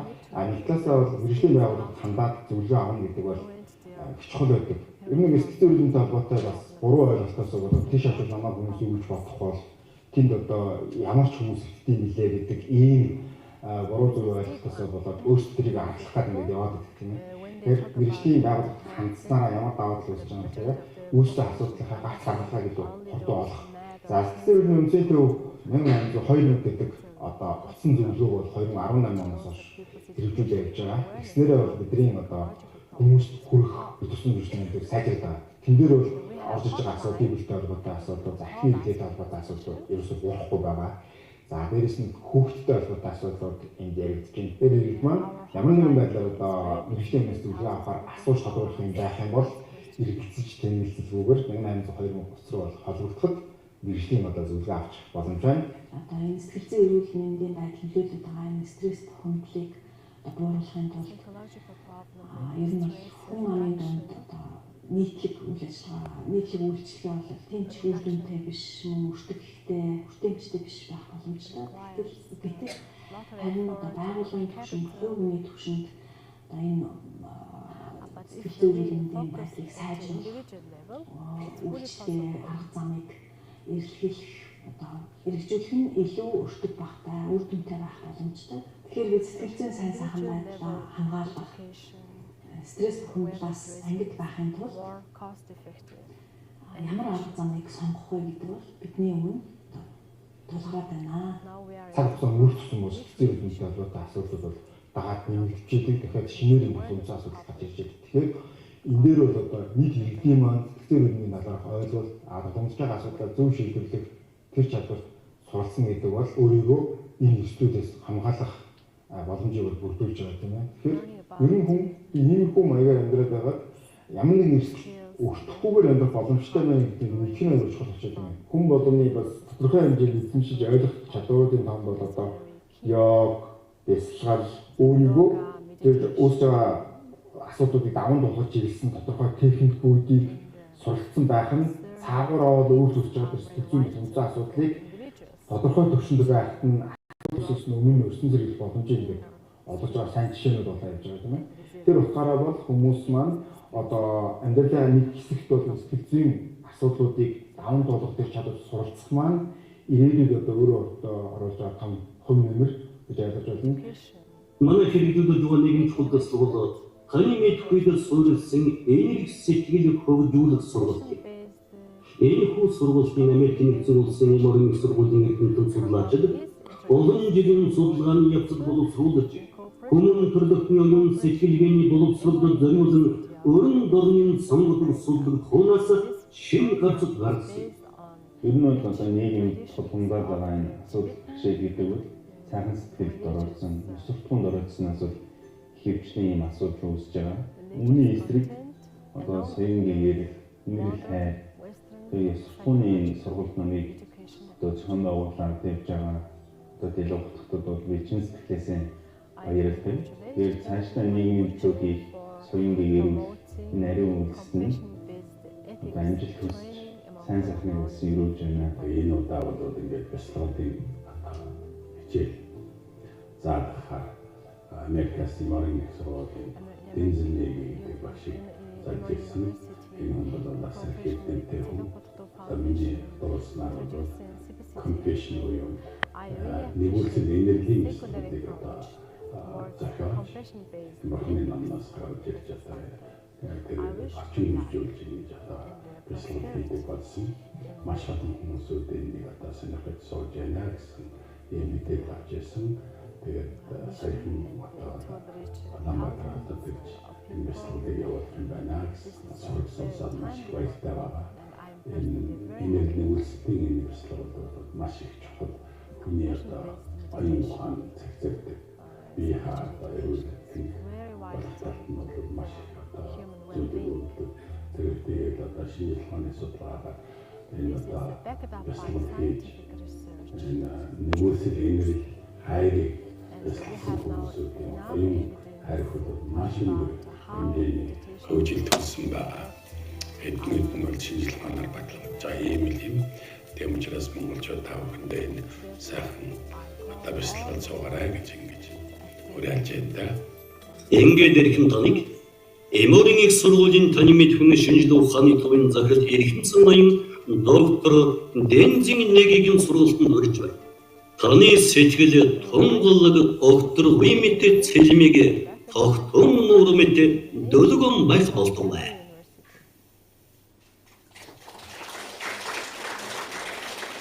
Thank you.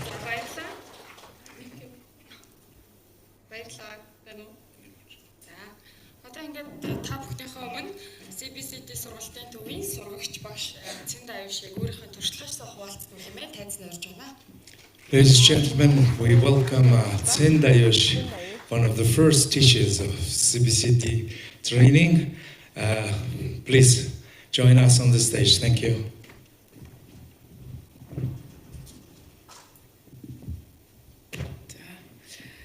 Та бүхэнд энэ өдрийн амар амгалан та бүхний амар амгалан ирээ.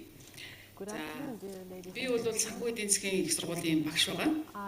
За одоо бол CBCT хөтөлбөрийн сурагч багш болсон.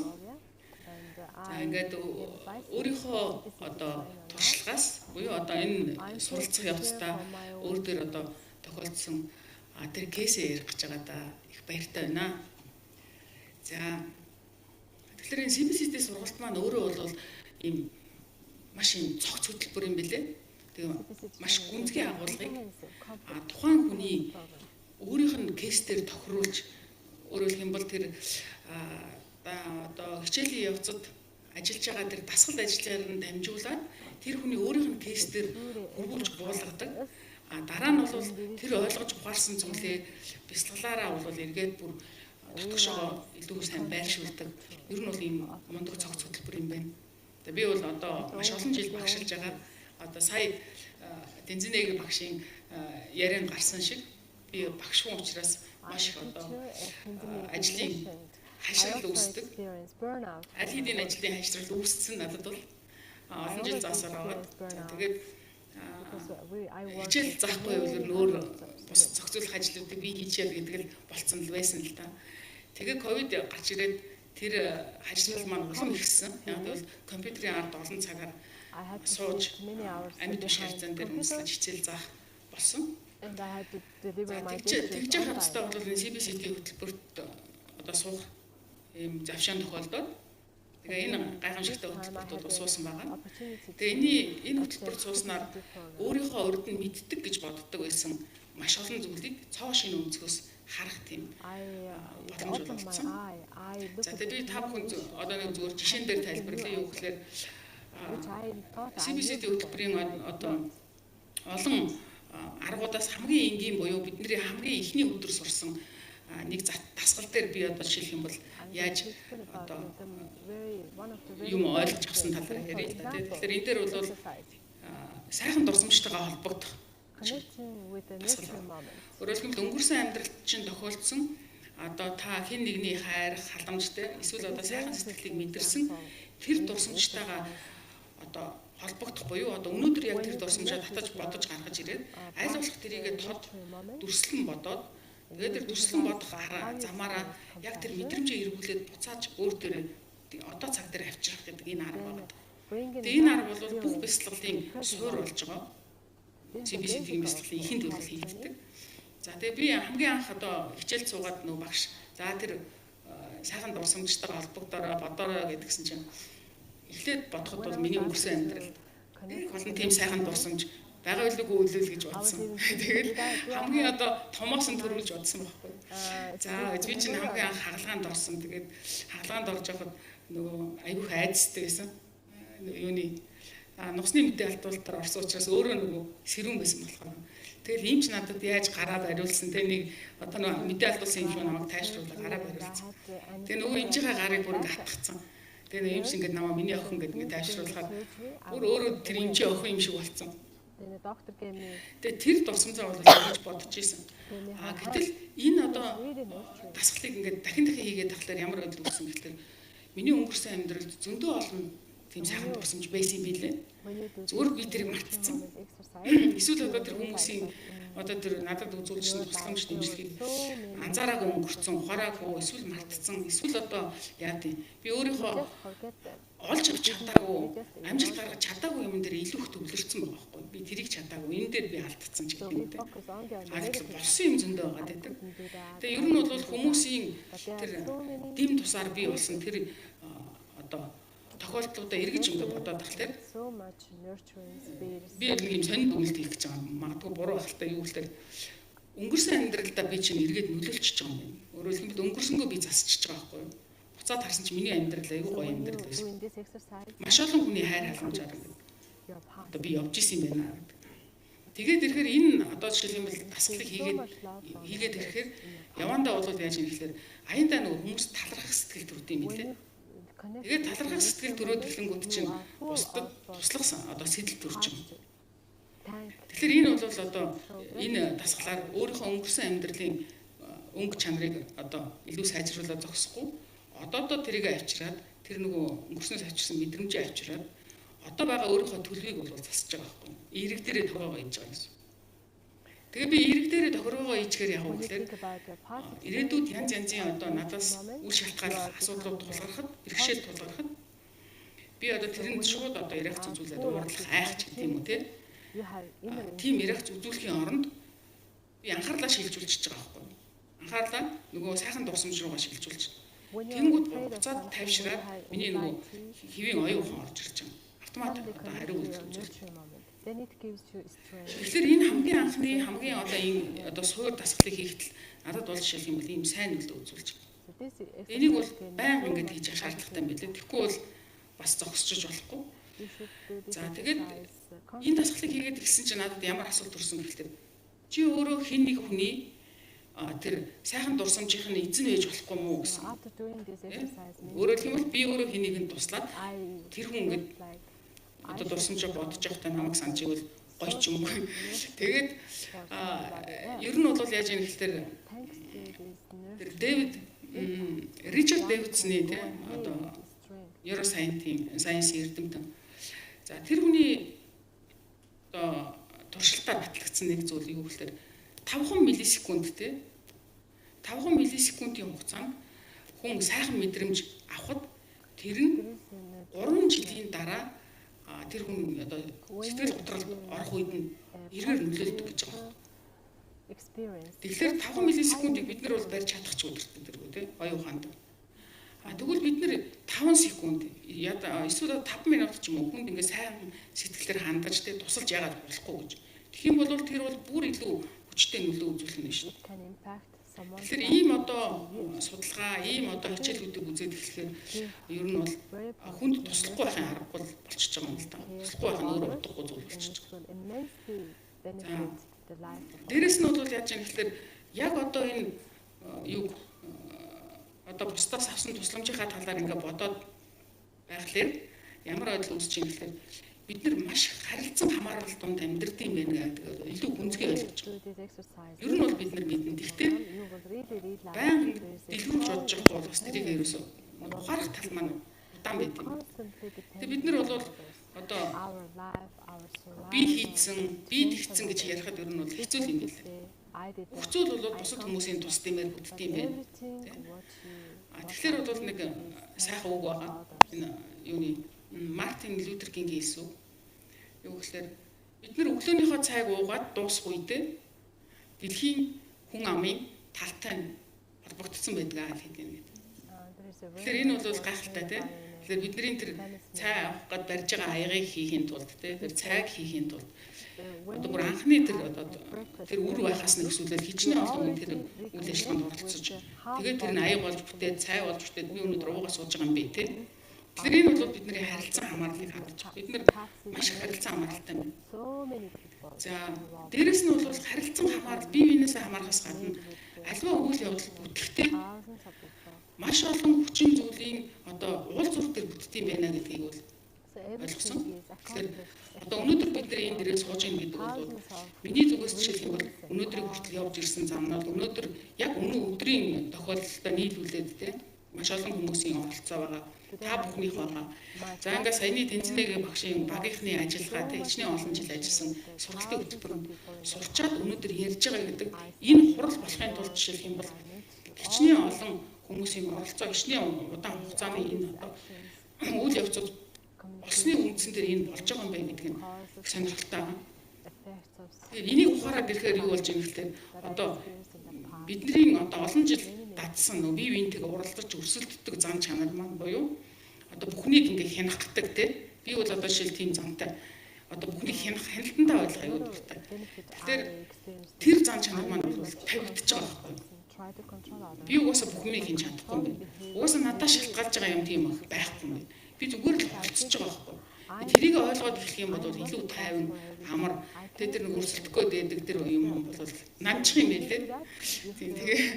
Тэгээд бол бас нэг одоо энд завшааныг ашиглаад хийх нэг зүйл байна. Юу гэхээр бид нар аливаа дүгнэлт хийхдээ маш өнгөцгөн дүгнэлт юм байл. Юмыг. Тэгээд тэр бол их амар юм байлээ. Одоо зүгээр одоо нэг хүнийг хараад шууд сайн хүн муу хүн таалагдахгүй ч гэдэг юм уу те нэг нөхцөлийг хараад шууд дүгнэ. Тэгсэрнээс дүгнэлт нь айгүй хэвэрхэн өнгөцгөн мөртлөө дүгнэлтийн араас гарч байгаа бидний тэр ангиллал бол амар гүнзгий юм. Энэ дуртай, энэ дургүй, энэ зөв буруу, энэ миний хүн, тэр чиний хүн ч гэдэг юм уу те манай тал ингээ хуваагдчихдаг. Тэгэнгүүтээ тэрнийхээ араас тэр үйлдэлүүдээ маш одоо тууштай юм байна бид нар. Сайн хүндээ одоо сайхан юмудаа өгөөл муу хүнийг үзээ ядаал те эсвэл одоо надад хамаагүй танихгүй яануу надад хамаагүй ч гэдэг юм те гихмшлэгээр үйлдэлүүдээ их сайн хийдэг. Гэтэл бидний тэр их тууштай хийгээд яваа үйлдэл маань явсаар байгаа дүгнэлтэн дээр өрхөр нөгөө дүгнэлт нь айгүй хачин дүгнэлт гарсан байдаг. Тэгэхээр ер нь бол нөгөө танин мэдхүн бясалгалыг маш сайн одоо те задлан шинжлэх хүсэлтийг хийж авахгүй бол би ер нь ямар дүгнэлтэн дээрээс өнгөслээд өнөөдөр энэ хүртэл хол явцсан юм бэ гэдгийг бас бодох хэрэгтэй юм байна. Тэгээ ийм одоо ухаарлах хайрлсан ийм олон аргуудыг бол энэ сургалт өгч байгаа. Тэгээ ер нь бол яг би буддист одоо гэж өөрийгөө хэлээд байгаа. Ер нь бол зөндөө сургалтанд сууж исэн тийм. Гэхдээ энэ сургалтын онцлог бол юу юм бэ гэхээр яг буддист агуулга байгаа ч гэсэн арга техник нь бол яг тэр зааж байгаа техник нь бол өнөөдрийн бид нарт тохирсон тийм аргачлалаар заагаад байгаа. Одоо буддизмын тэр нөгөө мундаг том философиудыг бол өнөөдрийн хүрсэн дээр авчраад болгоцсон гэсэн. Тэгэхгүй болохоор тэр арга нь байхгүй болохоор одоо буддизмын философич нь аль хэдийн орчноосоо тасарчаад хоорондын холбоо авахгүй ч гэсэн зөрчил үүсээд байна шүү дээ тийм. Тэгэхээр энэ зөрчлийг бол энэ жишээлх юм бол аргуудаар одоо олчин хүмүүс бол судлах юм бол маш одоо олон зүйлийг өнөөдөртөө буулгаж авч ойлгох юм байна гэж бодсон. За тэгээ ер нь эцэст нь хэлэхэд бол юу гэхээр одоо бид нар энэрх сэтгэл төрүүлнэ гэдэг шүү дээ. Гэтэл энэрх сэтгэл төрүүлж гин гэдэг маань өөрөө би бусдын тухай илүү боддог болно. Бусдын асуудлыг илүү анхаардаг болно гэсэн. Тэгэхээр миний өөртөө төвлөрсөн өөрийгөө л тойроод бодоод идэг бодлууд маань багаснаа гэсэн үг юм билээ. Тэгэхээр бид нэр хамгийн түрүүнд бусад хүмүүст туслаад дэлхийг аваад байгаа даач гол нь биш. Хамгийн түрүүнд өөртөө тусалж байгаа юм байна. Яг тэгэхээр өөрийгөө тойрсон бодол их болоод ирэхийн хэрээр бидний бэрхшээл их болоод тэгээ тэрнээс зовлон үүсээд стресс маань ер нь бол тэр ахыг стресс үүсэж байгаа шалтгаан чинь ерөөсөө тэр бийг тойрж бодсноос үүсэж байгаа юм билээ шүү дээ. Намааг тэгсэнгүү, намааг ингэсэнгүү, намааг дутуу уналчлаа, миний тэрийг ингэчлээ тий.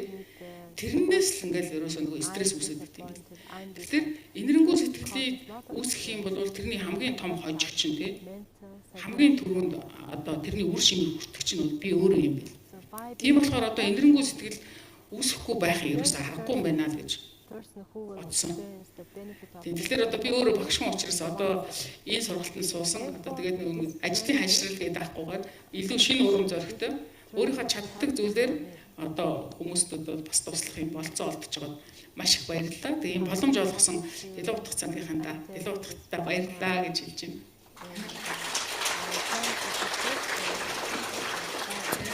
Зин дэвшигчтэй баярлалаа. Одоо харин та бүхнийхээ өмнө ангаахын шинжлэх ухааны их сургуулийн нийтийн эрүүл мэндийн танхимын багш Саранчуулан таныг танилцуулж байна. Thank you, teacher Sandayosh, for very precise and personal experience you shared with us. And now please welcome Saranchуулан, teacher of School of Public Health, Mongolian National University of Medical Science. Сайн байцгаана уу? За миний хувьд болохоор яг бүрэн багш хараахан болог байгаа.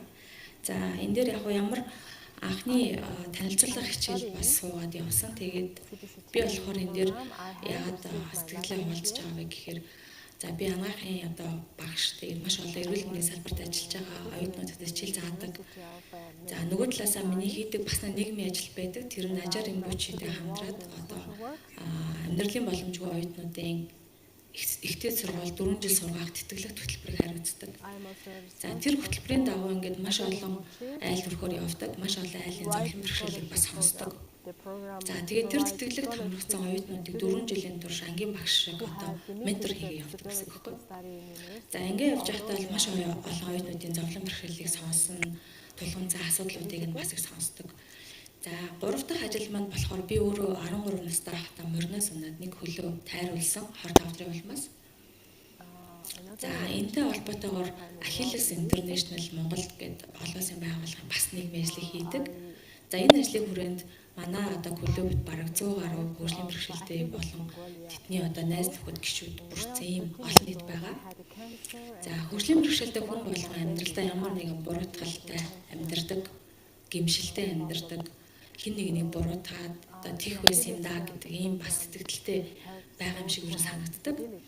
За ингээд сүүлийн ингээд жилүүдэд ингээд одоо өөрийнхөө уулзсан тэр одоо ядуу айл өрхийн хүүхдүүдийн асуудал хүүхдийн төлбөрүүд гэж байгаа ээж аав өргөдлөхөөс ээжүүд те. За тэгээд энэ одоо хөгжлийн бэрхшээлтэй болсон хүмүүс амьд үлдсэн энэ хүмүүсийн олон асуудлуудыг сонсоход бүгдээрээ адилхан нэг зүйл байсан.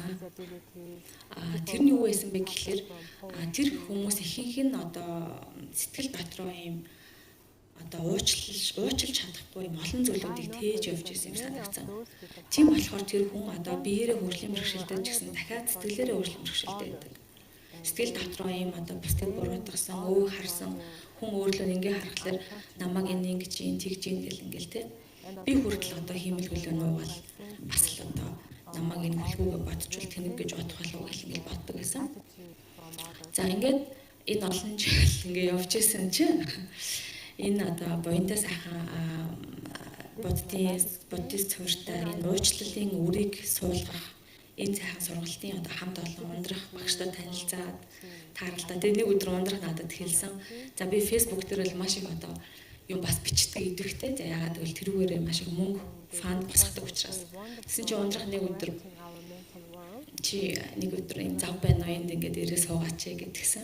Тэгээд яагаад гэдгсэн чи чамд яг одоо яг над энэ хэрэгтэй яг тохирно гэдгсэн. Тэгээд энэ одоо сургалтанд ингээд суугаад үтсэн чинь бид нар өмнө нь Achilles-ийн одоо клубын уулзалт ер нь тэр одоо олон хүмүүс ингээл тэгж хэцүү байна. Тэр намайг ингэж зовоосон, энэ намайг ингэсэн. Тэр бол одоо гэмт хэрэгтэн байх хэвээр тий.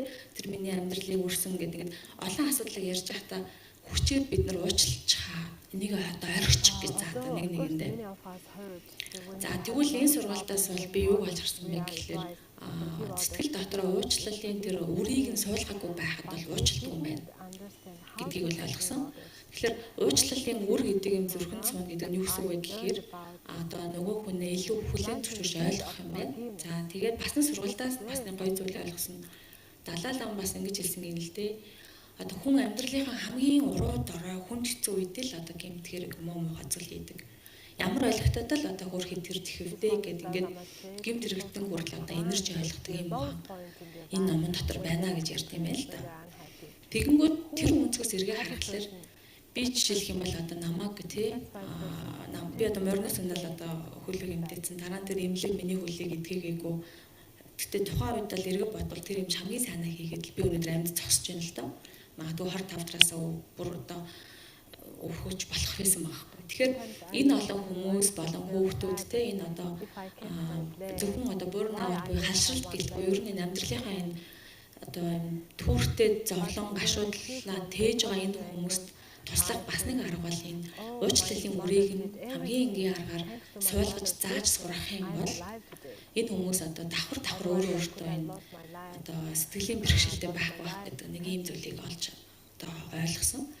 За бас нэг зүйлийг бас нэмэр байгаа нь юу вэ гэхээр одоо энэ 8 дасгал байгаа 8 арга байгаа. 8 арга нэг нь болохоор 1 дасгал байдаг байхгүй юу? 2 сумны арга гэж байдаг.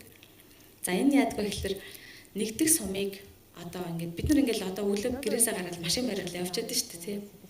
Тэгэл аюу гоо ингээд сайхан явж хажуунаас нэг мөө навш орж ирдэг тий ингээд дайраал тэгэл амар уур хүрээлс энэ мөө юм вэ гэж амар ингээд хий хөдлөл үгүй чи юм уу гэл тэгэнгүүт тэр хүний тэр хажуунаас одоо дээрлэхээс дайрч орж иж байгаа тэр бүдүүлэг жолооч үйлдэл нэгдэх сум байгаа байхгүй юу? Над руу миний филинг буюу мэдрэмжийг одоо хатгаж байгаа нэгдэх сум байна.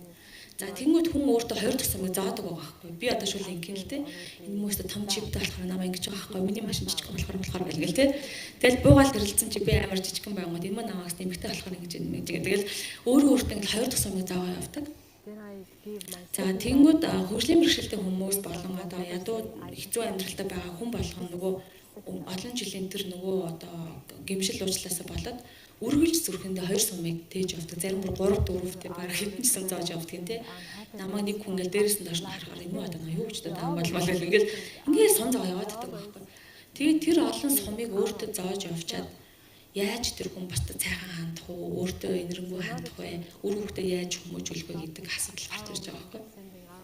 Тэгэхээр энэ сургалтаас бол би яг одоо хамгийн ойр санаанд байгаа энэ хоёр аргыг бол маш одоохондоо ер нь ойлгож байгаа. За тэгээ нэг одоо учиргүй бяцлахад гэгэрээд байсан юм бас алга. Гэхдээ бол яг хараалаа бол басаад тий. Тэгээ хүмүүс одоо ямар ч байсан одоо энэ хөгжлийн бэрхшээлтэй байгаа одоо хүмүүс болно. Ерөнхийдөө энэ уучлалын үр гэдэг бол аюул чухал юм байна. Хүн ингээд өөрийгөө уучлж байгаа. Бусдыг уучлах юм бол өстой түрүүний одоо багшийн хэлдгэр бусдын гой дурсамж руу ороход яагаад болохгүй гэж гэдэг энэ бусдад нэг өдөр сайхан хандчих л та гэх тийм. Хүн өнөөдөр нэг муухай ааштай муухай хандлага гаргаад эсвэл нэг одоо эвгүй байхад хөрхөдөө энэ одоо бас нөгөө ямар хэцүү үедээ явсан бол та гэдэг бодож байгаа. Ийм одоо гой одоо арга техникүүдийг сурах юм байна. Энэ нэргээд одоо тэр хүний хүрээлэн байгаа орчин бас их эрэг болох юм байна гэж юу нь олж мэдсэн. Тэгээд та нарыг одоо би жоохон ч гэсэн миний ярианаас ганц 2 зүйлийг олж авсан бол нэмсэглэхийг бас хармаар байна. Тэгээд маш их баярлалаа. Thank you very much. За саран чулуун багштай баярлалаа. Яг одоо эрхэм мөндөд очиж та бүхэн маань маш гайхалтай үйл явдлын гэрч болох гэж байна. За энэ маань юу вэ гэхээр Эмори их сургуулийн танин мэдхүйн шинжлэх ухаан төвийн захирал доктор Тэнзэн Нэги болон Дэлгүү хутагт сангийн тэргүүн Дэлгүү хутагт Данзан ламд нарын хамтран ажиллагааны гэрээнд гарын үсэг зурнуу хэмээн тайзнаа хүндэтгэн урьж байна. Ladies and gentlemen, we're going to witness a ceremony now, ceremony of signing a licensing agreement between our 2 main organizers. And it is our great privilege now to request Dr. Tenzin Negi, Director of Compassion Center at Emory University and Executive Director of Delaware Foundation, Tela Tulko Rinpoche, to sign the licensing agreement.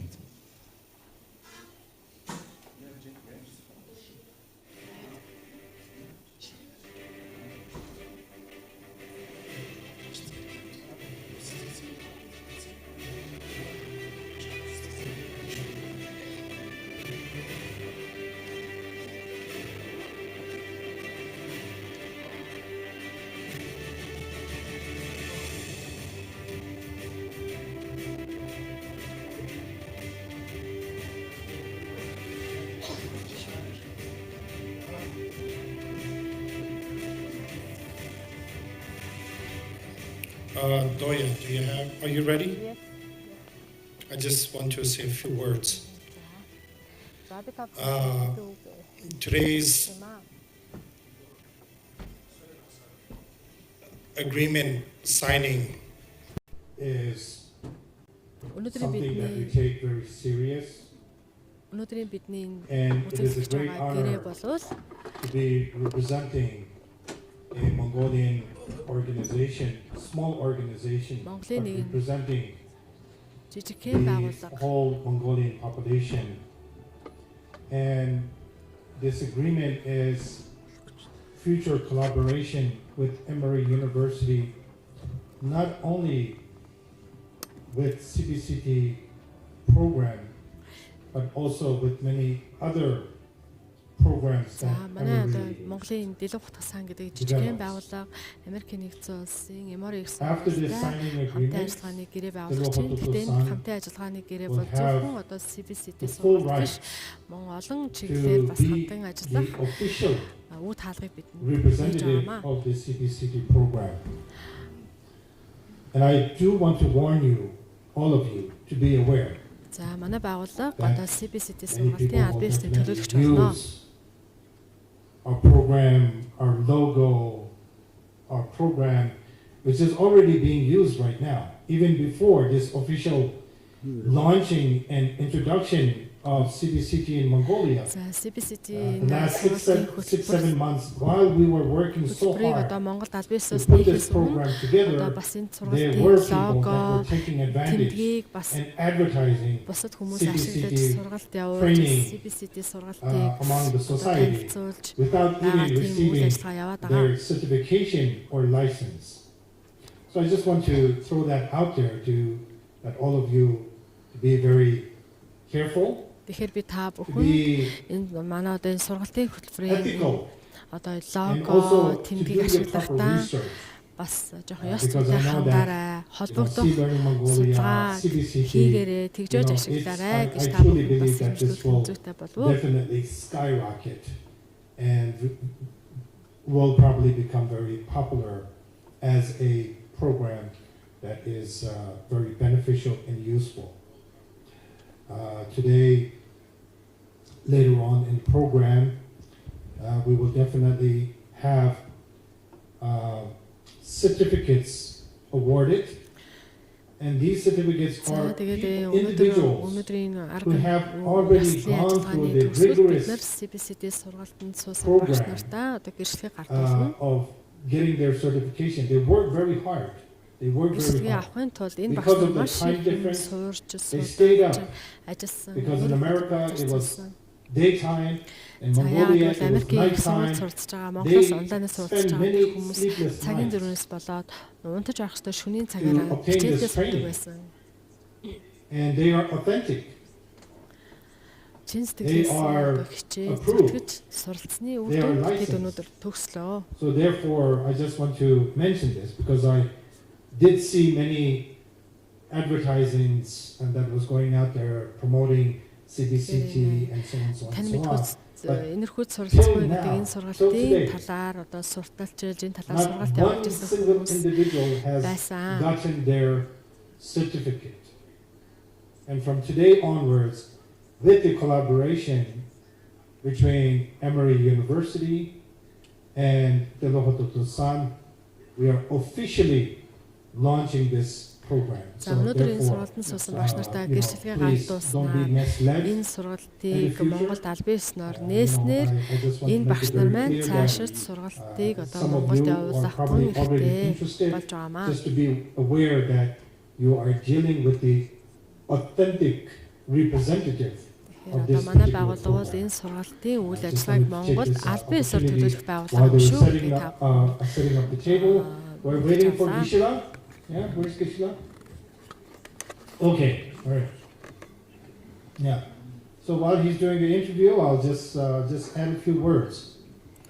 Again, I want to stress out again, our approach is non-religious approach. За бидний энэ сургалтын арга барил бол ерөөсөө шашнаас ангид зөв хүмүүнлэгийн суртахуунд чиглэсэн гэдгийг та бүхэн дахин хэлье.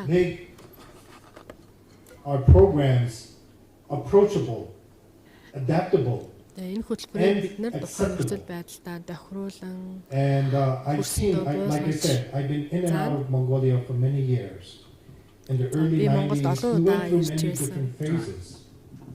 In the early 90s, it was about exploring. In the early 2000s, it was finding who we are as Mongols, finding out what we like. And I definitely see a change, and we have to adapt to the global trend. За 1990 онд Монголд арчилсан явсаар яасан. Тэгээд та монголчууд бид нар өөрсдийнхөө нийтлэг шинжийг бид нар ер нь хин юм бэ гэдгээ хайсан. За тэгээд 2000-ад оны ихээр дэлхийн нийтэд танилцсан. Одоо бид нар одоо бол бид нар дэлхийн нийтийн хандлага хаашаа явж байна. Тэрэнд бид нар хэрхэн оролцох вэ гэдгийг And now we shall begin the official signing agreement of collaboration and also the official representation of the CBCT programs developed by Emori and its official implementer and representation of the CBCT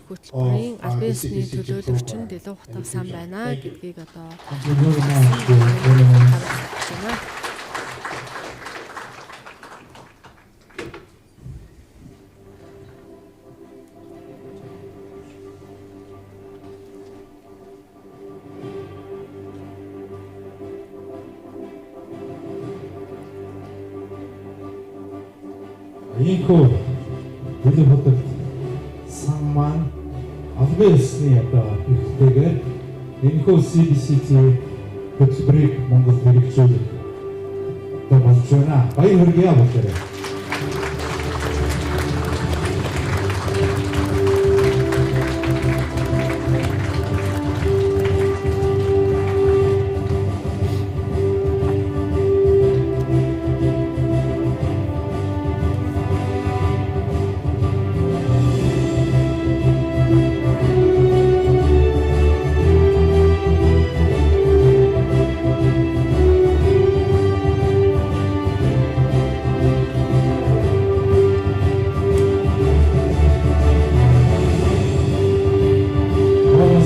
Congratulations, ladies and gentlemen. The agreement is signed. Ингээд тавчнахаа хамтын үйл ажиллагаанд томс том амжилтыг хүсье өрөөё.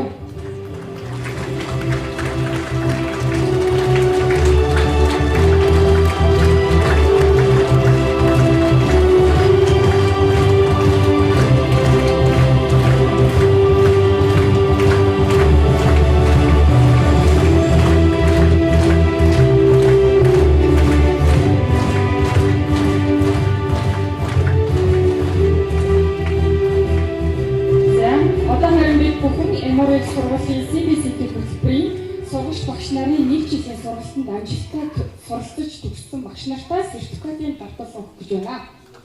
As His Eminence just mentioned, there were several teachers who are the pioneers and anyway the ambassadors of CBCT to Mongolia. So we are now honored and pleased to request Dr. Tenzin Negi to hand over the certificate for our first pioneers. Thank you.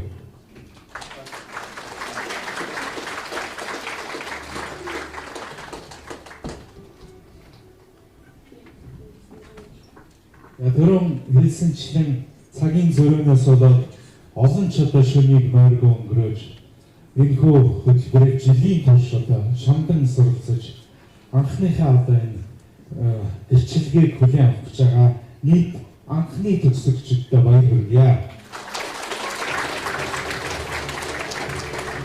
Ингээд сурагч багш дашгаваа өгтөө уян таныг танилцуулж байна. Оюнга даштава. Please. Congratulations.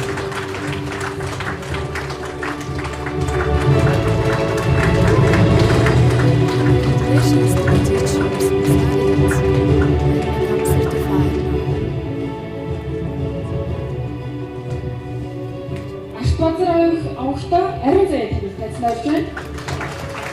Ариун заяа. Ашбазар.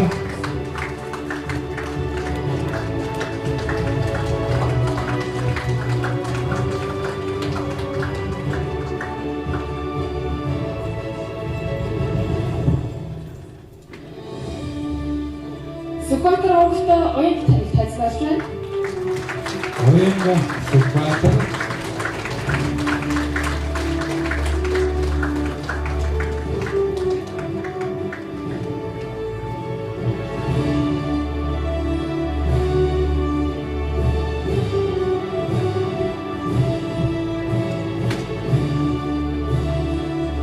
Төвшинтөр авахта цэнд ажлыг тайлбарлаж байна. Сэндаюш Төвшинтөр.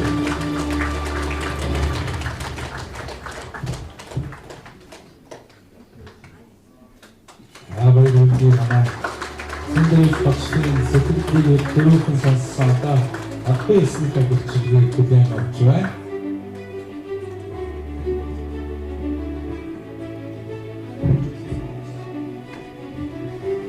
Гандан шоугта оюун багтааны тайлбарлаж байна. Оюун ундраа Андуш.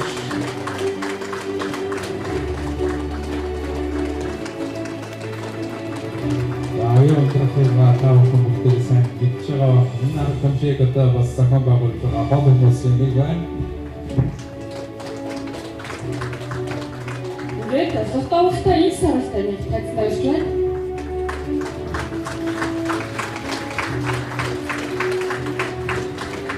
Сарон.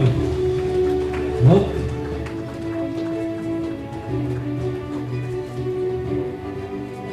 Та бүх багш нарын анхны одоо энэ гэрчлэгийг авсан багш нараа нэг хамтаараа зураг татуултыг өрж байна. Бүгдээрээ багштайгаа хамт тайлснаа зураг татуулно.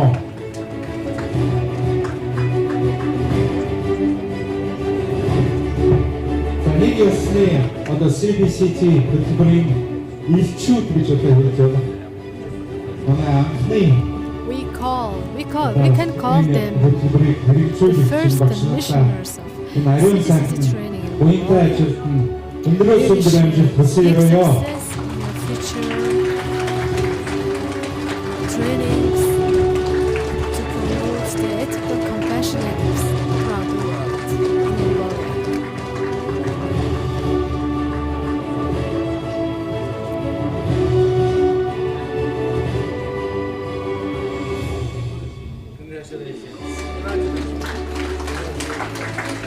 Тэгээд хатны өмнө дэвтэр хөтөлбөр төлөвлөсөн CBCT бүтгэрээс бүгш багш оюун багтааны идэвхтэй болж байна. Учрыг одоо оюун багтаанд хамтж байна. Ayundra is invited to give conclusion speech. I'm a member of the board of Taylor Rinpoche Dedophotok Foundation, and now I'm a certified CBCT teacher. I'm not going to give a very detailed talk.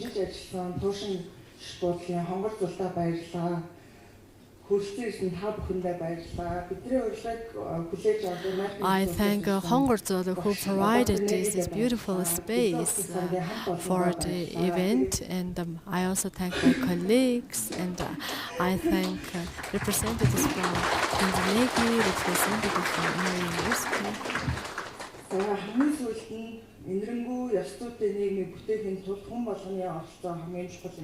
Everybody's involvement matters in spreading compassion-based ethics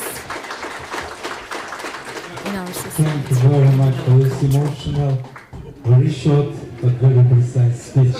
Thank you. За ингээд өнөөдөр цаг зав зориулсан ирсэн эрхэм хүндэт зочдтой баярлалаа. Ингээд та бүхнийг өдрийн зоог өдөрлж байна. Thank you everybody. Ladies and gentlemen, thank you very much for your attention, for your contribution.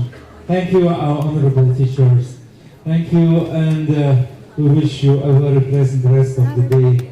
Now we invite you for lunch. May all living beings enjoy everlasting peace and harmony.